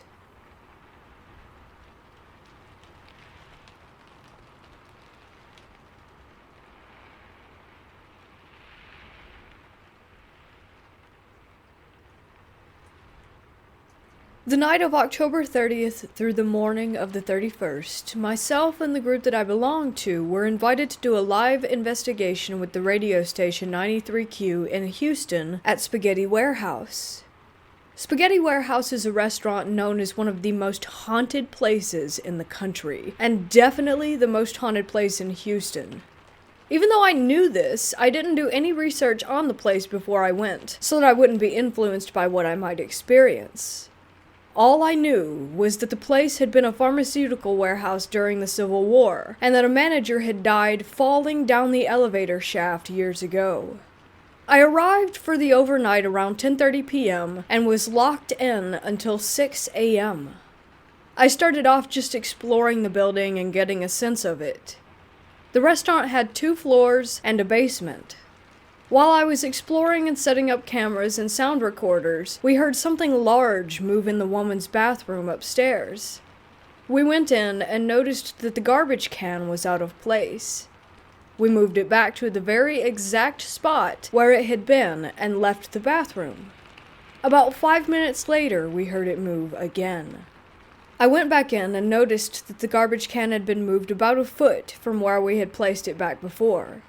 Obviously, I realized that something was going on, so I grabbed one of the DJs and we went in to try to capture EVPs, or electronic voice phenomenon. Basically, unexplained voices or sounds that are too low for the human ear, but able to be picked up by our sound equipment. I placed a camera down and started asking questions to try to get any sort of response or communication. After you've been on a lot of cases, you learn to trust your instincts, and you can almost feel when something is around or not right. It has nothing to do with being psychic, just trusting your intuition when your senses are heightened and on guard. That's exactly what I got. It was the strongest that I've ever felt. It was threatening, and like something was right in my face. I felt many presences before, but nothing truly uncomfortable. I remember staring blankly for a second while not speaking, then saying, "Man, I gotta sit down, I feel so drained," which I did. After about 30 more minutes, we left without noticing much else in the bathroom. About an hour or so passed, and one investigator had his voice recorder move right in front of him, and a few others saw wine glasses shake by themselves.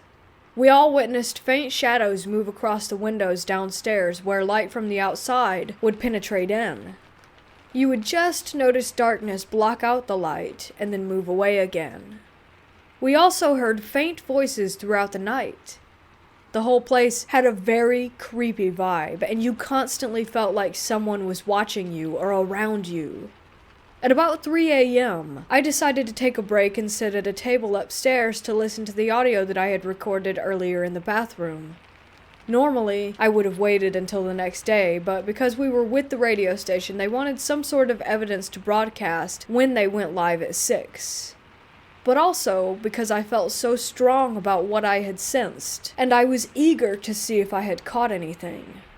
I sat down and started searching for the spot on the audio where I got the weird feeling, while also keeping an eye out to notice anything unusual going on upstairs. After a few minutes, I found the spot, and sure enough, right after I said, "I need to sit down," there was a faint but clear voice. It said, "Hey, what are you staring at?" This excited me, but it was nothing compared to what I was about to experience. A few seconds later, a sixth sense told me to look up, and when I did, I clearly saw a woman in white, wearing a gown with a bonnet on her head, smoothly walk into the wall. The apparition was about 20 feet away. It only lasted a split second, but it was very clear, and I still remember it like it was yesterday. I didn't tell anyone until later so that I wouldn't influence the other investigators. At about 4 a.m., I started taking pictures of the downstairs area since no one else was around, and I planned to eventually make it down to the basement. The first floor felt calm, but there was one hallway that led to the basement that had a weird vibe to it. You felt watched. Nothing came up on the pictures, so I headed towards the hallway and the basement. The hallway was about 10 feet long, and had a door at the end where light would shine through. As I turned to enter, I saw a shadow, as if it were some sort of being, that completely blocked out the light, and was very large. It was straight ahead of my face and about 5 feet away.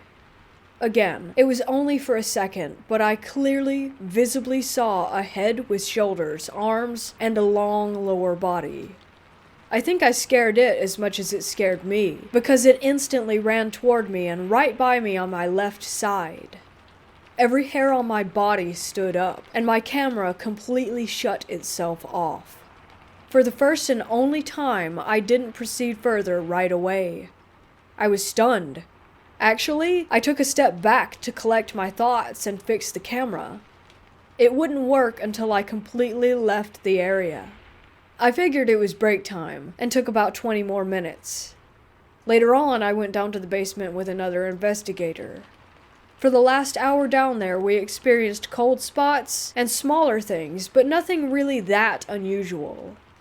After the radio show, I packed up and left Spaghetti Warehouse drained, tired, freaked out, and with the absolute certainty that there is life after death. It changes you as a person. In the Wicca religion, they say that Halloween is the day when the dead can freely roam our world. I never believed that, and thought it was always psychic BS, but I'll never doubt it again.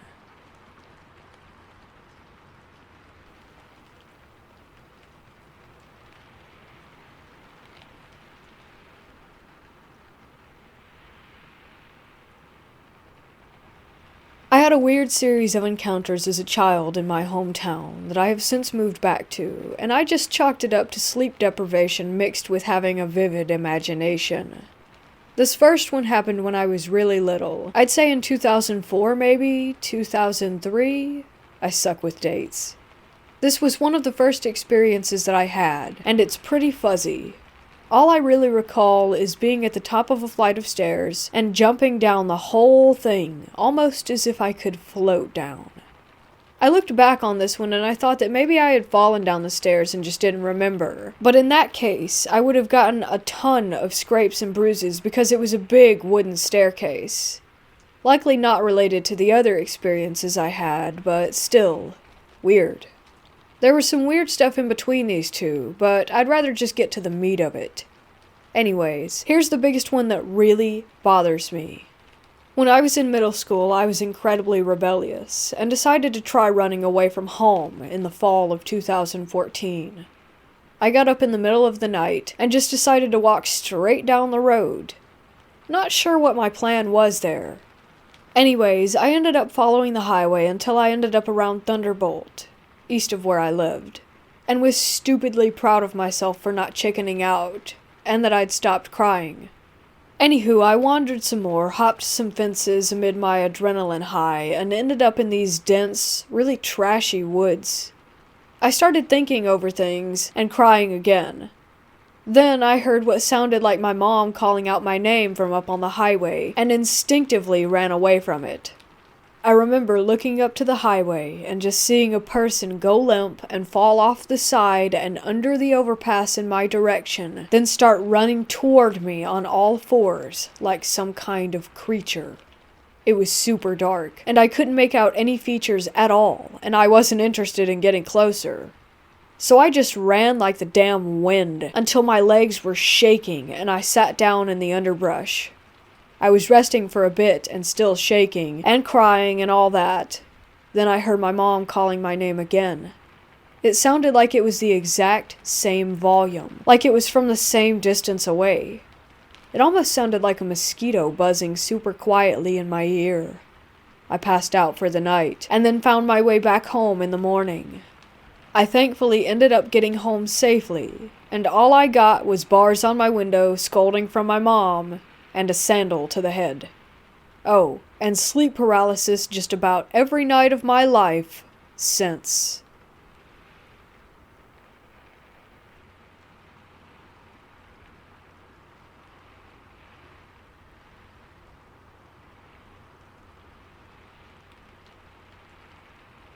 I'm a single mother of 5 adult sons. When they were teenagers, we lived in a century home. Beautiful and large, with plenty of room for my brood.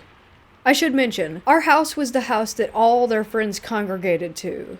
There were rarely nights on weekends and summers that we had less than 6 occupants. I tell you this to try and make you understand that these stories I'm about to tell are the truth and are corroborated by many people. When we first moved in, everything was nice and quiet for a number of months. Then slowly, activity progressed. My sons and I were all having unexplained happenings. They didn't tell me for almost a year because they didn't want to scare me. My first experience was being woken up at around 3 a.m. At first, I was in a half-wake, half-sleep mode. What woke me was a very loud noise coming from upstairs.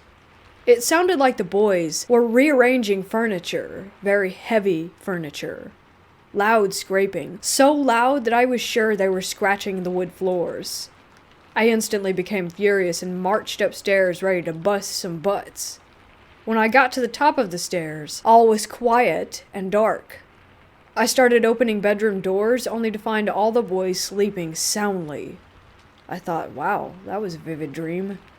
To my chagrin, it happened a couple of months later, and became more and more frequent until it was almost a weekly event. I was speaking about this with my neighbor and she got a funny look on her face. I asked her what was wrong. She said, "I don't want to scare you, but when my sister, who's clairvoyant, was over, she looked up at that window, pointing to one of the boys' rooms, and said, 'She has company.'" I asked her what she saw, and she said she saw a man and a woman in old-timey clothes looking back at her.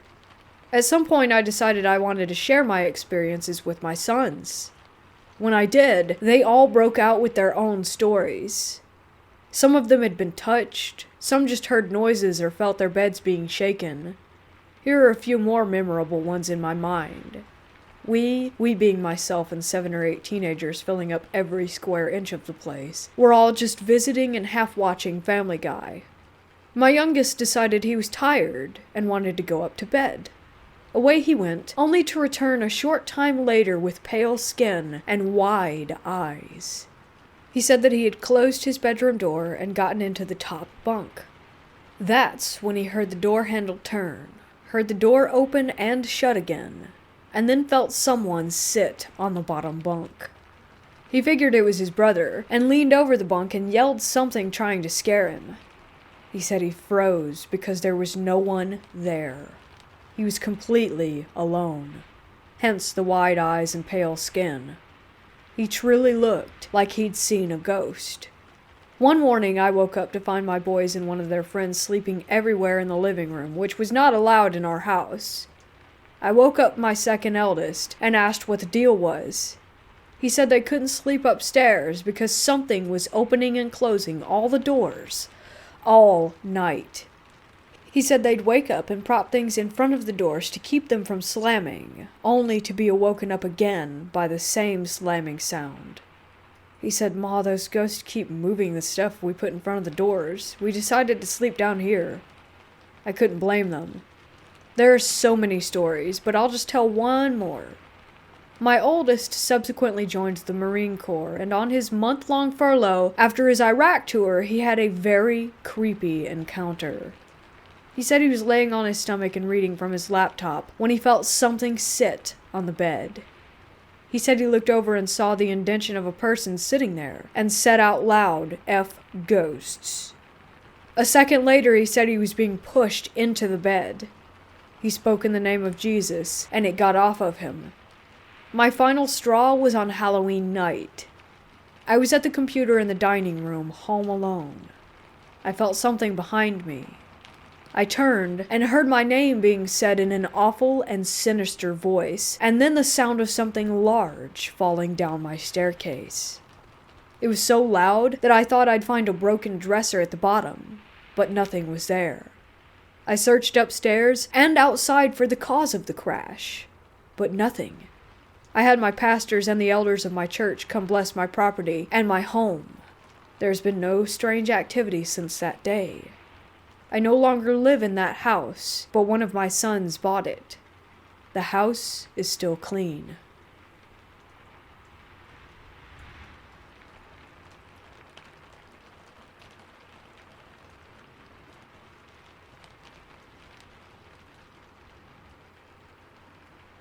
I am a sensitive.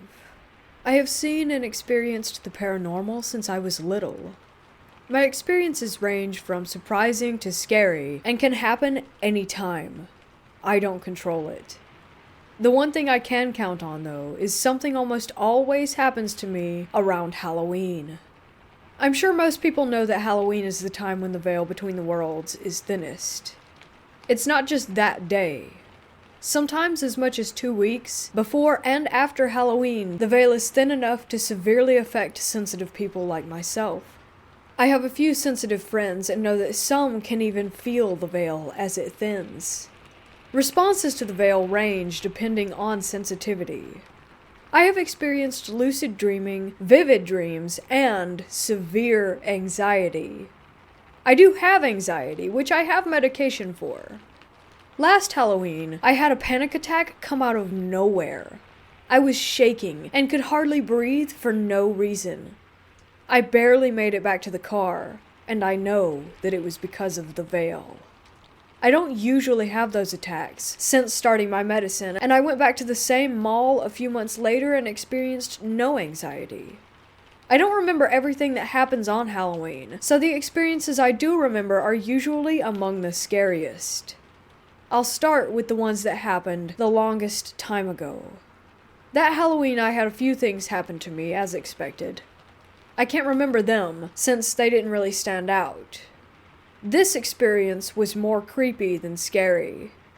It was either Halloween night or just after. I couldn't sleep, so I was playing on my phone in the dark. I decided it was time to make myself sleep, so I put my phone down. When I did, I saw a dark, cat-sized shadow jump at my face. I jerked back, thinking that my black cat had jumped up on my bed. I never felt her land on the bed, though. I looked around for her just to realize that she was asleep on the other side of my bed. She would have had to climb over me to lay there from that angle. It took me a while to get to sleep that night. The next one is my sister's experience.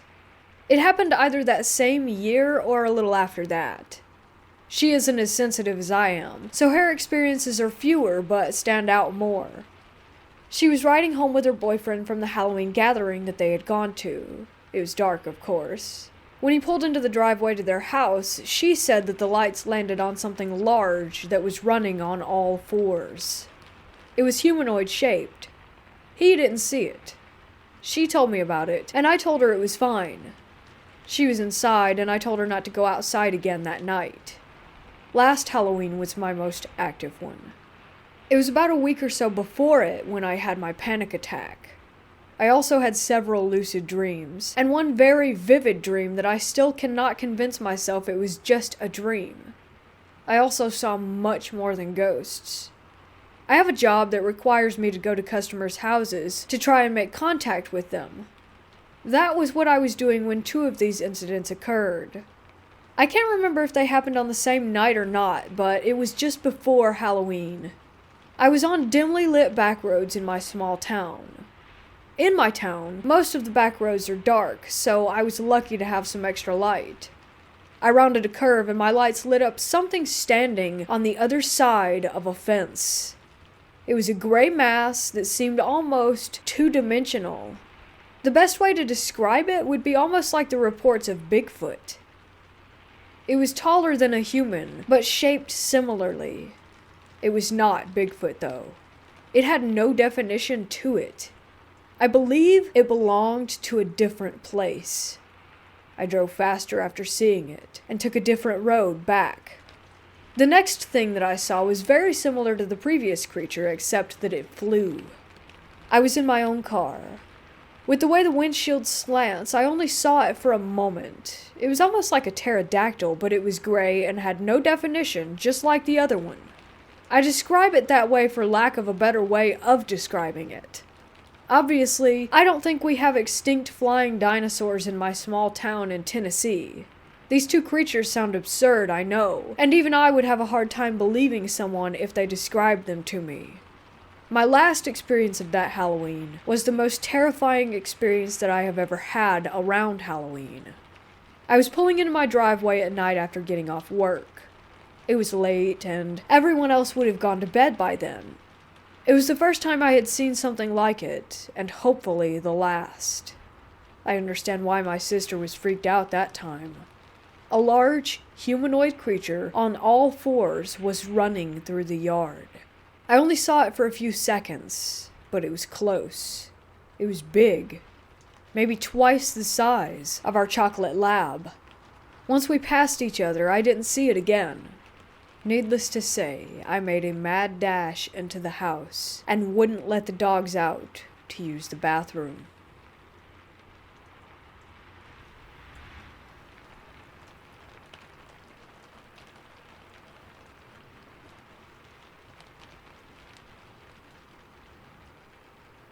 This is a real story in this area. People actually report seeing this. It's a tale that comes from a little town in Lancaster County, a place called Elizabethtown. It's called the Purple Light Bridge, and it's a story that began in the early 1900s. Could be more than a tale, though, since there is proof of the purple light and the tragic incident behind it. So one of the tales is that a young boy is struck by a train on the bridge that intersects between Turnpike and Road Street, which is where the train station for Amtrak is. It supposedly happened in 1934, and some people claim that there is proof of the accident. So after the boy's death, it is said that late at night you can see a purple light on the bridge or in the gorge where the train track ran into from the north heading southwest. People like to argue that you can see the light at another location and that it's been there not only by the train station itself. They claim that you can see the lights under the bridge that is above the train tracks on Bossler Road. Bossler Road, for this purple light, had another tale. A mother brought her son to the bridge, and under that bridge, she hung her son, and then herself. Locals say that the purple light that you see is the mother and the son, as one energy. Some people have claimed that the purple light comes from the moonlight reflecting off of the rocks below. Yet even more people claim that it's actually the bridge a couple miles away in Newville near Elizabethtown. I have not yet tried to investigate, but certainly intend to.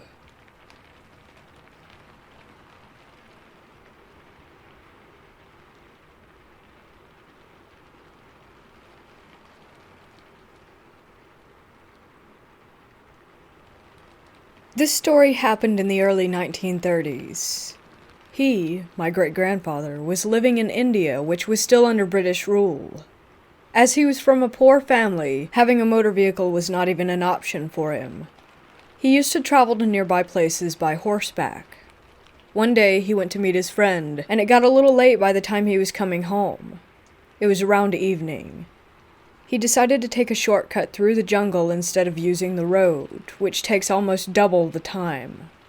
On the way he saw a little goat just abandoned sitting beside a tree. He thought it might have lost its way, so he decided to bring it along with him and leave it somewhere out of the jungle.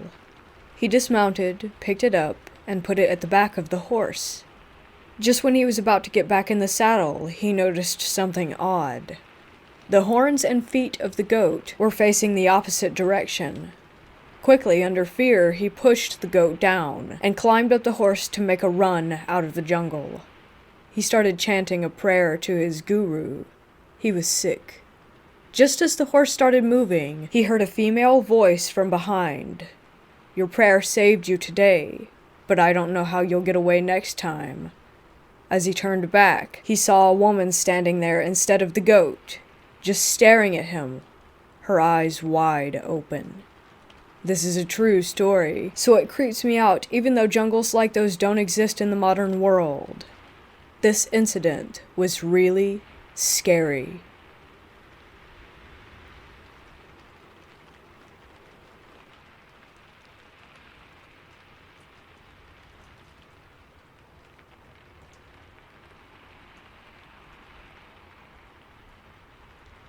If you lived in Canada, then you know that there's a lot of countryside out here, along with forests. Most of the abandoned buildings you might come across are found there. I was 16 when this happened. I grew up mostly in the rougher part of the capital. Yes, even Ottawa has its tough spots, and one is known as Vanier. While it's no Detroit, it's still where most of the poor, along with other drug addicts and homeless, live and stay. I've been through plenty of stuff that a lot of people would say is scary, but this is something that still to this day, at 21 years of age, does not sit well with me. I was with my buddies at a warehouse of sorts. It was pretty deep in the forest. We were drinking and talking when one of my friends brought up the old story of a haunted farm near that spot. He went on about how the guy who got him in brought him there to scare the crap out of him. I want to add that when they went, he did confirm that his friend was the one who was messing with him, but he still said that something was off about it, so we started making jokes. And then I made a joke that got him really serious. I think I said something along the lines of, "There's a ghost in there with Betty White making a porno." He then looks me in the eyes and tells me, "No, something is messed up in there. I don't care what, but I felt it." Me being the jerk that I am, I joked about how he was being a wuss and that the only thing you really have to fear is fear itself. He then convinced me to go to this haunted barn. In retrospect, I should have just shut up right there and then. Next thing I know, we're heading to the barn. We get there, and it's me, my friend, plus this guy that I don't really know, but he was with the group. We walk in, the three of us. Me and the other guy start loudmouthing, right? Wild stuff like, "Hey Casper, what's poppin'?" and "First spirit that comes out gets bopped on sight." I'm not joking when I say that we get halfway in when these heavy doors shut on us. Those big barn doors, the old ones that took some effort getting them open in the first place, let alone having them swing closed like that. We go to push them open only to find out that they were stuck. So we immediately turn to my friend and start grilling him over trying to trip us up over some fake ghost crap, while Random that was with me starts turning on his flashlight on his phone. I'm asking where our mutual friend is, who I thought was helping him, until I noticed my friend is straight tearing up, which causes me to start freaking out. And I mean freaking out. I'm banging on the door, trying to get homeboy to help, while big homie is acting like a statue. I get a weird feeling on my shoulder. I start to freeze up, and all I hear to my side is "scared," as if it were some kind of taunt. I spin around, seeing the same scene as from when I had started freaking. The guy pushing on the door, my friend staring off into nothing. As I'm asking if anyone heard that, the guy pushing the door starts spazzing, saying something in Spanish, I think. I grab him, telling him to calm down, while he's giving me this look like he just got shot. I'm sitting there trying to snap him out of his funk. Then my friend starts ramming into the door over and over really hard. I thought he was going to hurt himself. It was dark. I can't tell exactly what was being thrown around, but I can tell you that a lot was going through the air. We just started hearing crashes from all sides. I even got hit with something. I still have a scar to this day on the left side of my chin and my left shoulder. Then, the screaming. It was like 3 chicks were getting cut up. It was awful. I won't lie, I'm not going to act tougher than I am. I started passing out for the first time, being the most bizarre feeling. My friend grabs me and the random guy, both of us not seeing that he did get the door open. When we got out, I threw up, while the random dude said something that I didn't catch and then just took off. My friend and I looked at each other and started walking back. The entire way he was explaining that he had no part in this. He kept swearing it up and down. I kept ranting about how that this was impossible, and that there was no lock on the door, so how was it even locked? And that caused him to freak out more. I had to go to the doctor to get stitches for whatever it was that flew into me while we were in there. When I told the doctors what happened, which I had to say what happened, but really I should have just made something up, because it could have been anything. And when I told them what did happen, they looked at me as if I were crazy upon my explanation. They actually made me go and see a shrink for a bit, due to my outlandish claims. After a while, they let me off the hook, thinking that I wasn't crazy. All I know is that I was sober that night. Last time I checked, 2 beers don't make you trip out. And random dude is refusing to tell us why he was screaming. Now, for a bit of comparison, when I was 15, I had a shotgun pointed at me and then pressed into my stomach, being threatened that they would pull the trigger. But that's simple. I'm about to get blown up, and that's gun plus angry dude equals body. But that night, I could not explain, nor could I control, or fight back. That night fills me with a terror that has changed my life, and I see how rooms and dark places that I didn't know what was happening or how to react to or defend are the reasons to this day that this was one of the most horrifying experiences I have ever had. Don't get me wrong, getting a gun pointed at me got me on the path where I'm trying to change my life. But I can't change not being able to walk in the dark around my house and my refusal to be in dark rooms.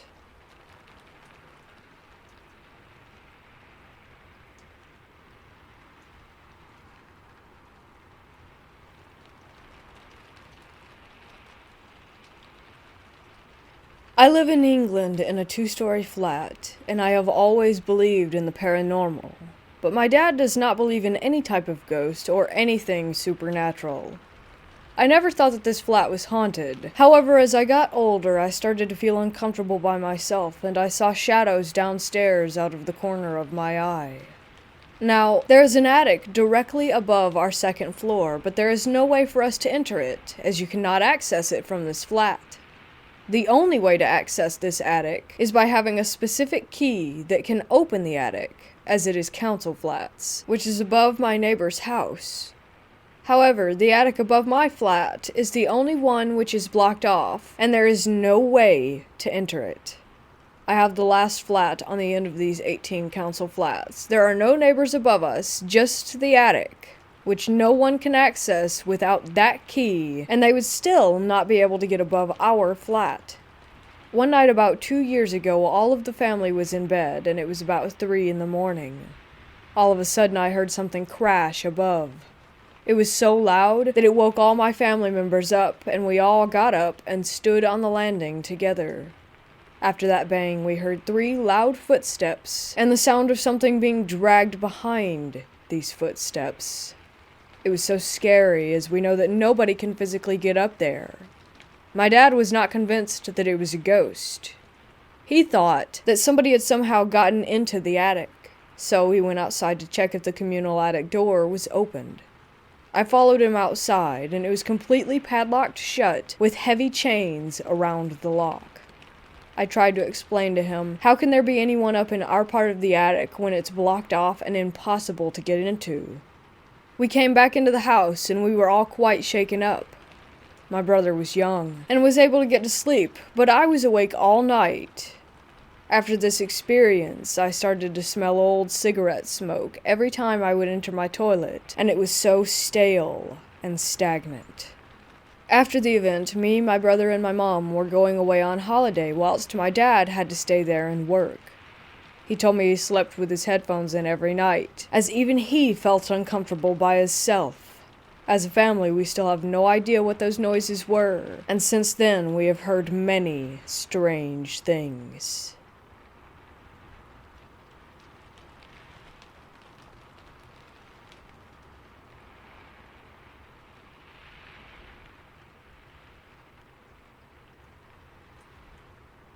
When I, a 24-year-old female, was younger, around 5, my family moved into an old house on the upstairs floor. An older couple lived below us. This was a long time ago, and I was really little, but I remember this all so vividly. When we were first moving in, my mom had to go up to the attic, which, coincidentally, the door was in what would be my room. She took me and my younger brother up with her because I'm assuming she didn't want to leave us unsupervised. I remember not liking it up there, and then the light turned off. Both my brother and I started screaming about red eyes. I do remember them. It wasn't just one. It was a bunch or a few. I couldn't tell you how many. It turns out that the light turning off was my dad because he didn't think anyone was up there. He turned the light back on and asked what was going on, and me and my brother were still hysterical. The thing is, no one remembers this but me. Not even my brother. I chalk it up to a bad nightmare, except for the fact that I remember every detail. And it turns out a mother had drowned her baby in that attic, and my parents had experiences there as well. I feel like that house was the start of my acknowledgement or awareness of the paranormal.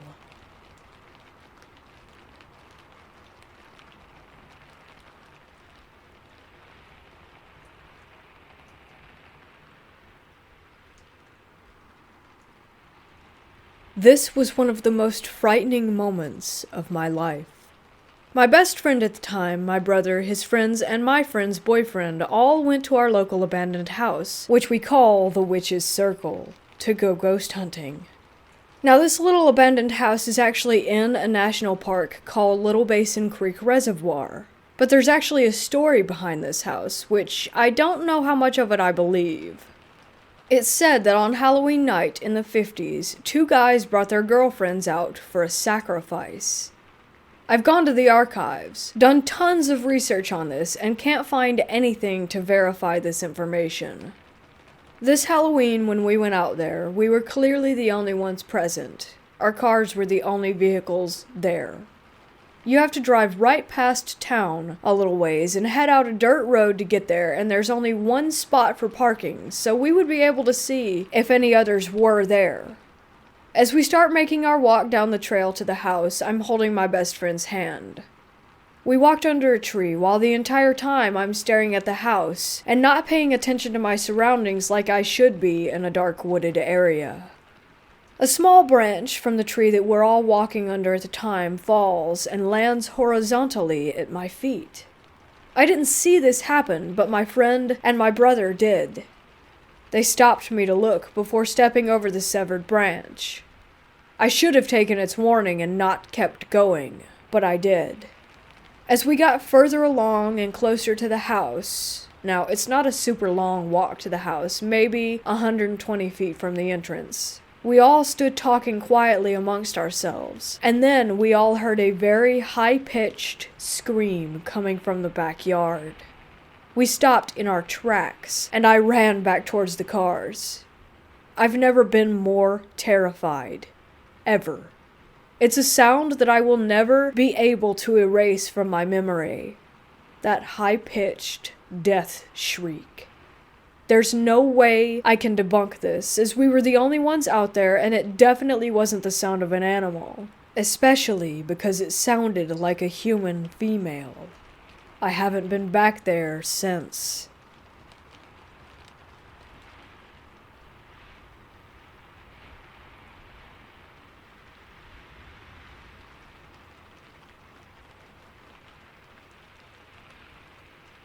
So I found this old, abandoned, broken-down house in the woods close to where I live. I've only lived here about a year. I was alone walking around it, trying to see if I could have a peek inside. While I was walking around and whatnot, I felt a bit scared, but I pressed on. I found a way in, but it smelled so much of mold that I just decided not to bother. Anyway, the point of the story. When I was about to leave, I felt this sensation of sadness wash over me. I stopped and turned around and looked at an open window of the house from about 10 meters away, and I swear that there was a woman who stood there being in pain from the state of her house. I stared and was almost about to cry for a few moments as I walked away, but then I stopped and looked back again. I almost felt drawn to the house, not wanting to leave. But as soon as I got away from it and was walking back home through the forest, the feeling of sadness left. On a side note, the day before I had walked through a part of the forest where a lot of trees had been cut down and a lot of branches and bark were scattered all over the ground. There I also felt such sadness, as if the trees themselves were crying. As I'm writing this, I realize that I sound kind of insane, but I have never really felt this way before, and I feel normal like one day later, like today.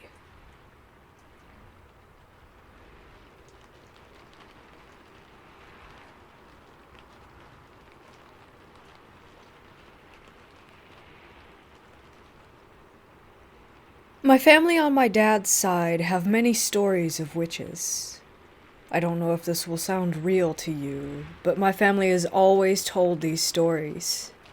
My uncles, dad, and grandpa all have a story related to a witch encounter.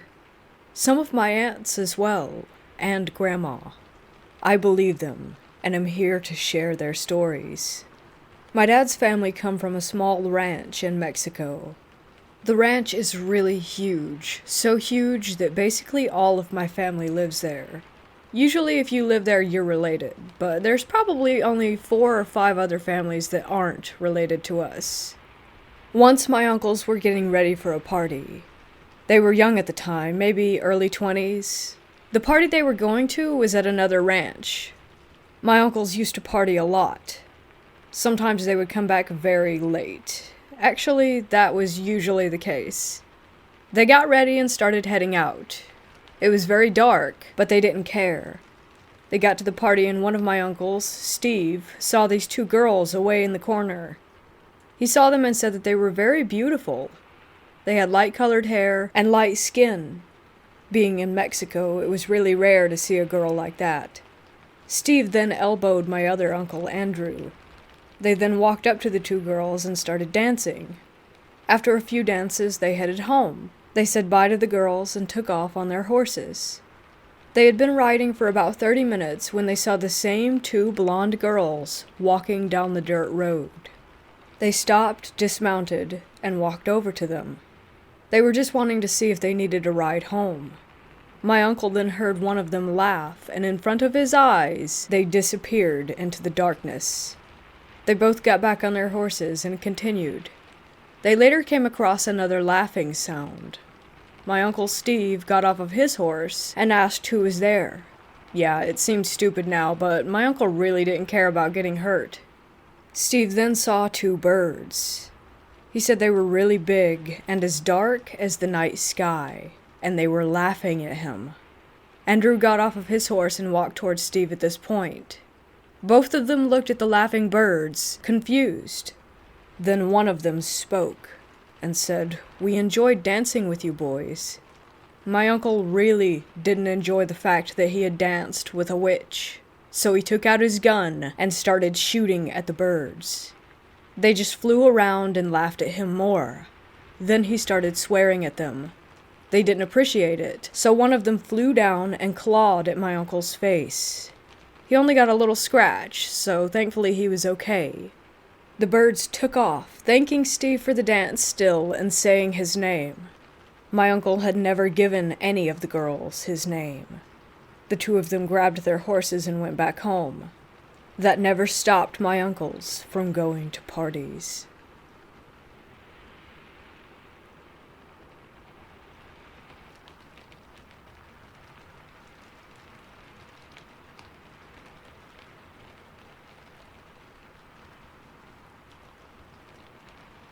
I'm renting a house currently with some of my friends, and since we moved in this summer, there was an attic door that had a lock on it from our landlord. Well, me and my friend got curious and decided to try and pick the lock. We ended up getting the combination, and when we went up there, I took 3 photos. One is of the front window, one of the back, and one was of an odd postcard on the ground.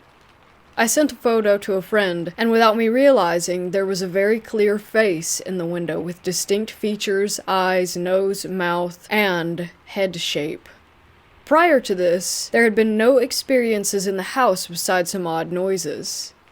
My housemate claims he saw the same face in a different window today after we locked the attic back up. I'm scared that we may have woken something, and I honestly want nothing to do with it.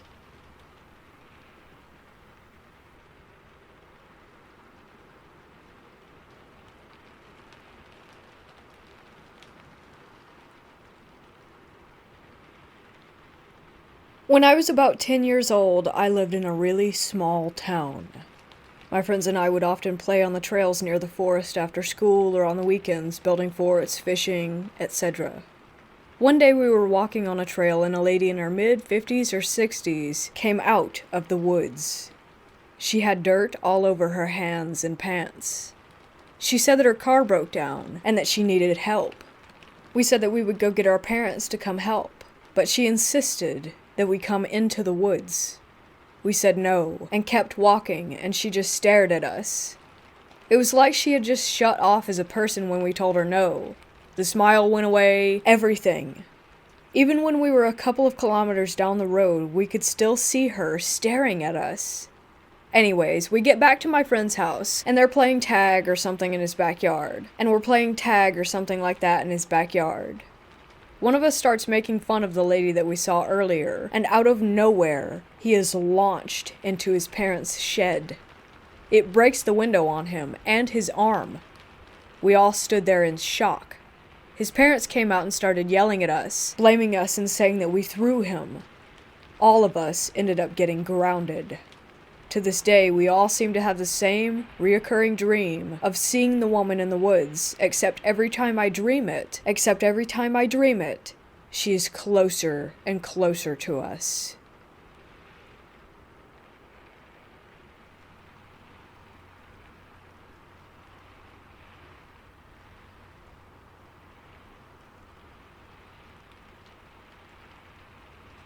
Around 2013, my senior year of high school, my mom, brother, and two friends planned a Halloween ghost hunt type deal. We headed out to this park that was notoriously haunted. We even made sure to go at 3 a.m. to get maximum results. One friend brought her camera and got tons of orbs. Not the most solid evidence, but pretty cool regardless. My brother decides to sit on the end of the pier on the lake and do some recordings. He ends up getting the clearest, creepiest EVP I've ever heard in my life. About 2 minutes in, he asks a question. It goes quiet, and you can clearly hear a man's voice yelling out, "Don't shoot," followed by a few seconds of silence, and then an agonized groan. None of us heard this until we played it back in the car. I remember shivers running down my spine, and I started crying because I was so scared of it. I still have the recording, but I only ever show it to people that I trust. That wasn't the only strange thing that happened that night, but it was by far the one that sticks with us all the most. My brother has only listened to it that one time in the car afterward. He refuses to listen to it again. It's been 6 years.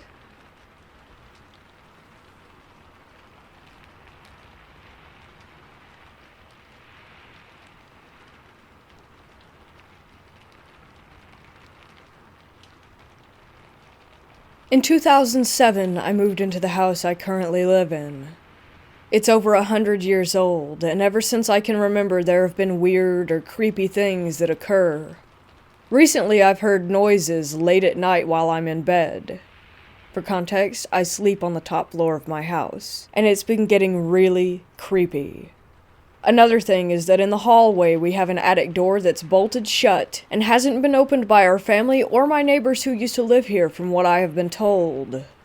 I decided to ask my father about it, and he told me that it wasn't a full-size attic and is more of a crawl space which goes right over my room. And the part that creeps me out the most is that we've never had any animals besides the occasional mouse in our home, which makes me think that what I'm hearing doesn't sound like an animal at all.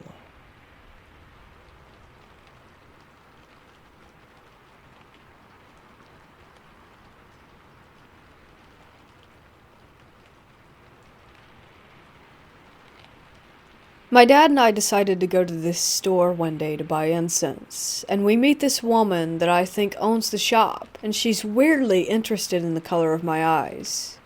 My eyes are a weird color, they're yellow and green, but she was telling me that they're so bright that they're deceiving.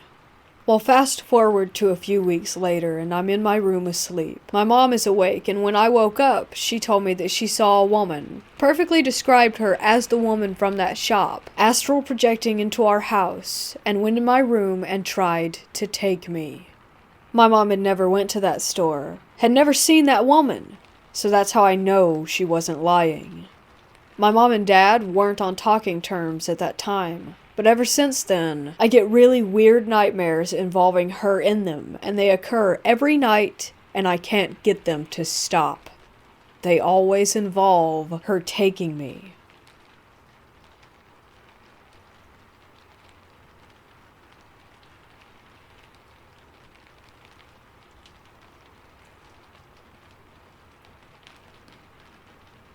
I was in Pennsylvania exploring an abandoned mill/factory that had been built in the 1800s, at dusk.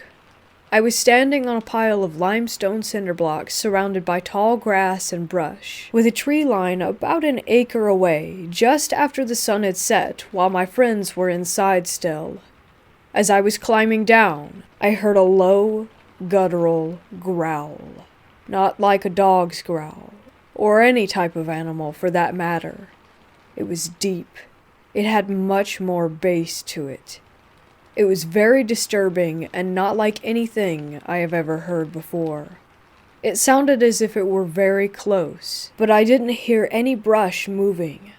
It freaked me out, and I booked it to my friend's house in the dark.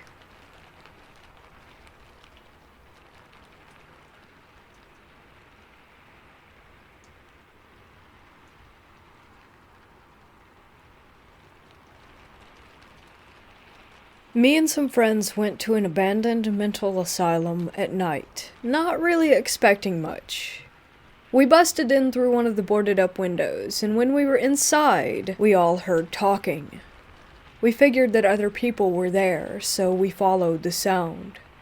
We were walking down the hall and heard a woman whispering, "Why did you take my baby?" over and over again. At this point, I was visibly shaking, and we all believed we found where the sound was coming from originally. We go to this room, and there was a huge cage. It looked like one of those pet carriers, only human-sized. I don't know what actually happened that night. I don't really believe that dead people were talking in there, but the sheer creepiness of it all was just too much.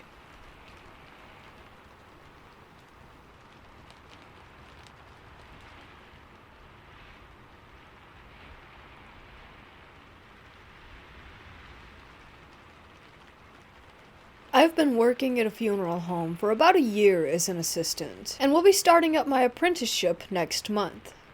I have had several weird encounters since working there, but nothing to write about until tonight. I got back from picking up a decedent around 8:30 p.m. I wheeled him into the prep room, and as I turned around to close the door behind me, I heard a man's voice. The voice either said, "I'm here," or "Come here." I wasn't too freaked out. Weird stuff happens a lot. However, this is the first time that I have actually heard disembodied words. This isn't the most exciting story, but I definitely thought that it was worth sharing.